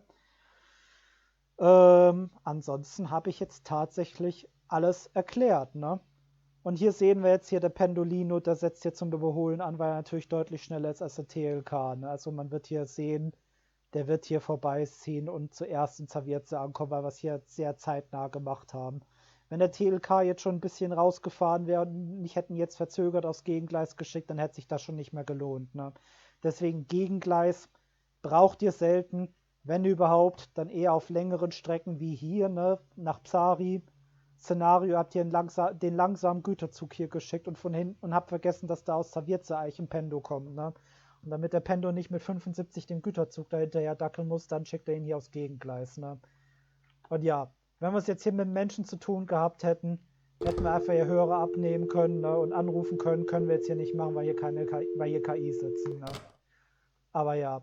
Ach, übrigens, hier noch, das kann ich noch erzählen, wenn wir hier zugucken. Ne? Zwei Sachen noch.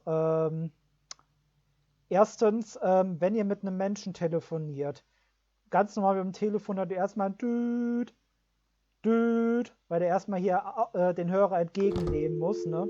Also wenn ihr mal ein Klingeln hört, ein Rrm, Rrm, dann ist es das Telefon. Ne? Kennt man aus dem Alltag. Ne? So. Und wenn ihr dann mit einem Menschen telefoniert, dann leuchtet ja hier unten links das grüne Hörersymbol und das signalisiert euch, dass ihr nicht im normalen Funk seid. Ihr müsst da auch keine Taste dafür drücken. Einfach losreden, dann hört euch der andere. Wichtig, das ist in der aktuellen Version und das ist ein Bug, das soll noch rausgepatcht werden. Wenn ihr euch zu weit weg vom Telefon begebt, dann hört euch der Mensch nicht mehr.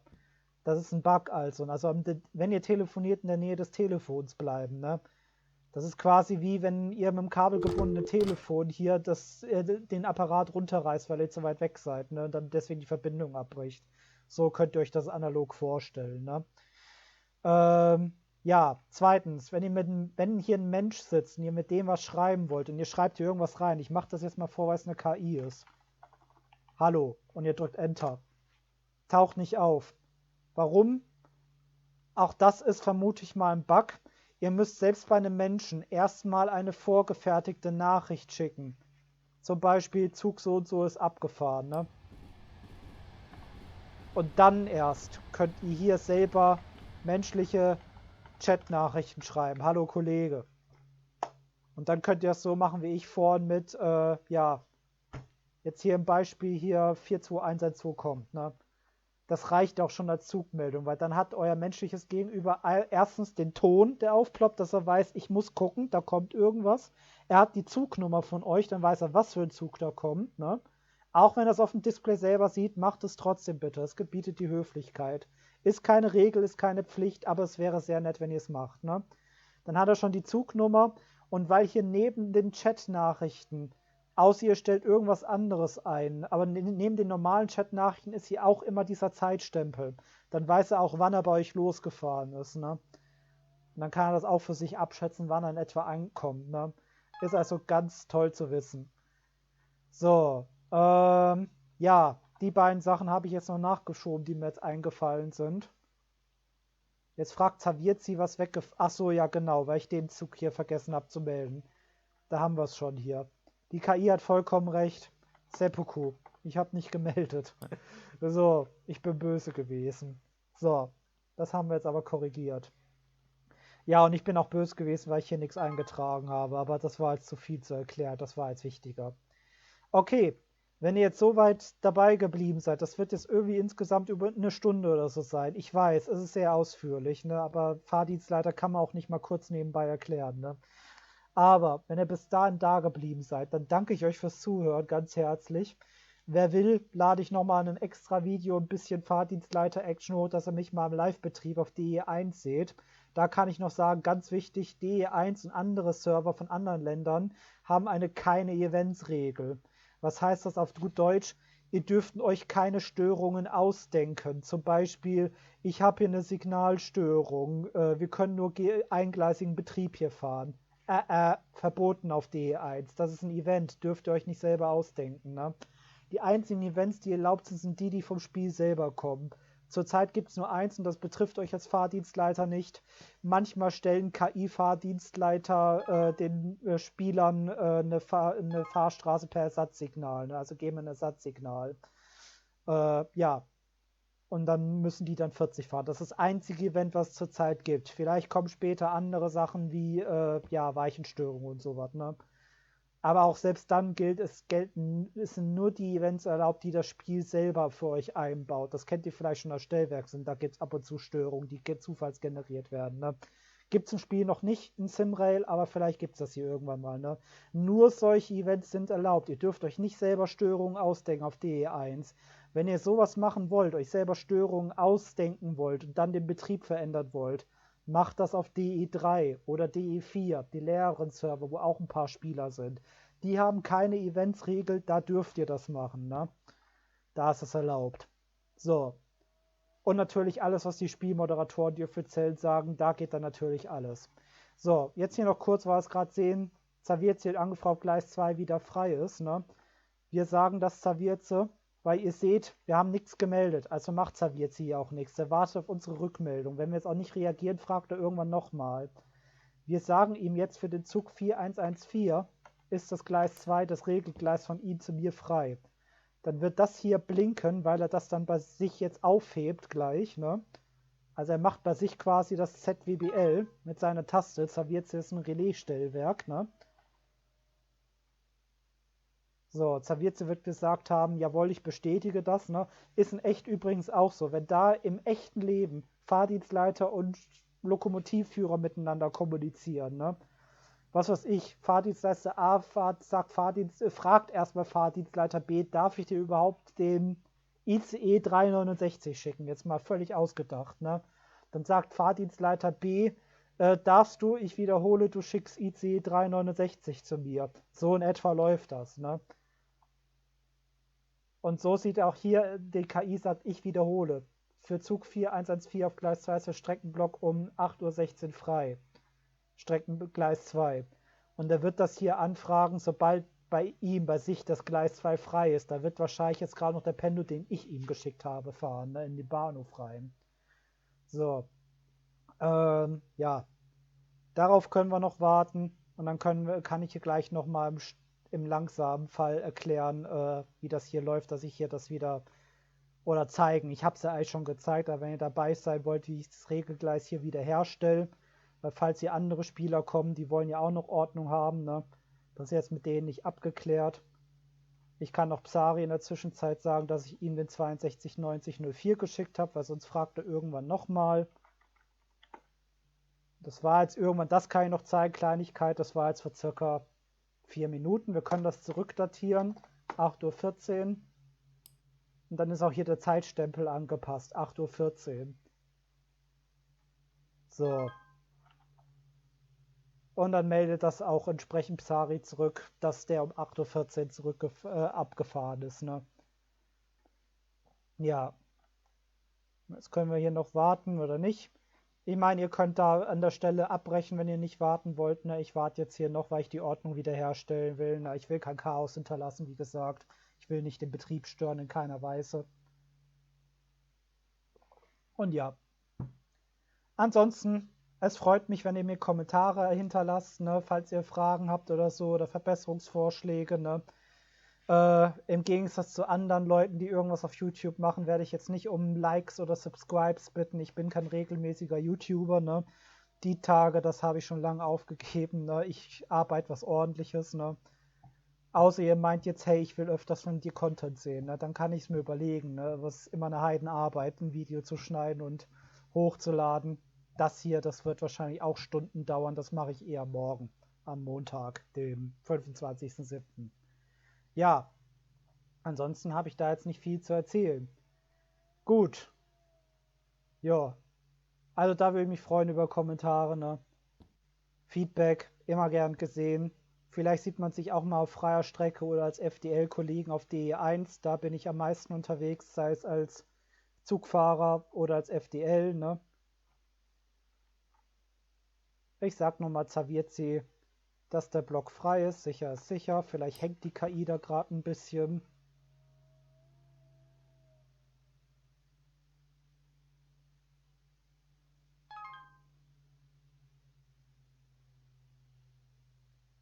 Weil sonst müsste ich jetzt extra auf der Karte nachgucken.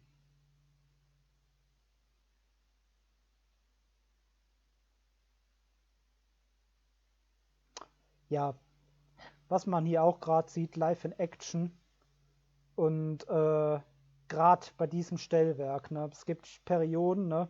Erstmal gucken, Spieluhrzeit 8:20 Uhr, Stichwort örtliche Besonderheiten. Ne? Da kommt eine halbe Stunde, fast eine halbe Stunde kein Zug mehr. Ist auch so ein Zeitfenster, wo man Gegengleis nach Psari fahren kann. Ne? Und der PWJ könnte auch dort warten. Das wäre jetzt nicht schlimm. Ne? Ja, es kann auch mal Perioden geben, da passiert einfach gar nichts.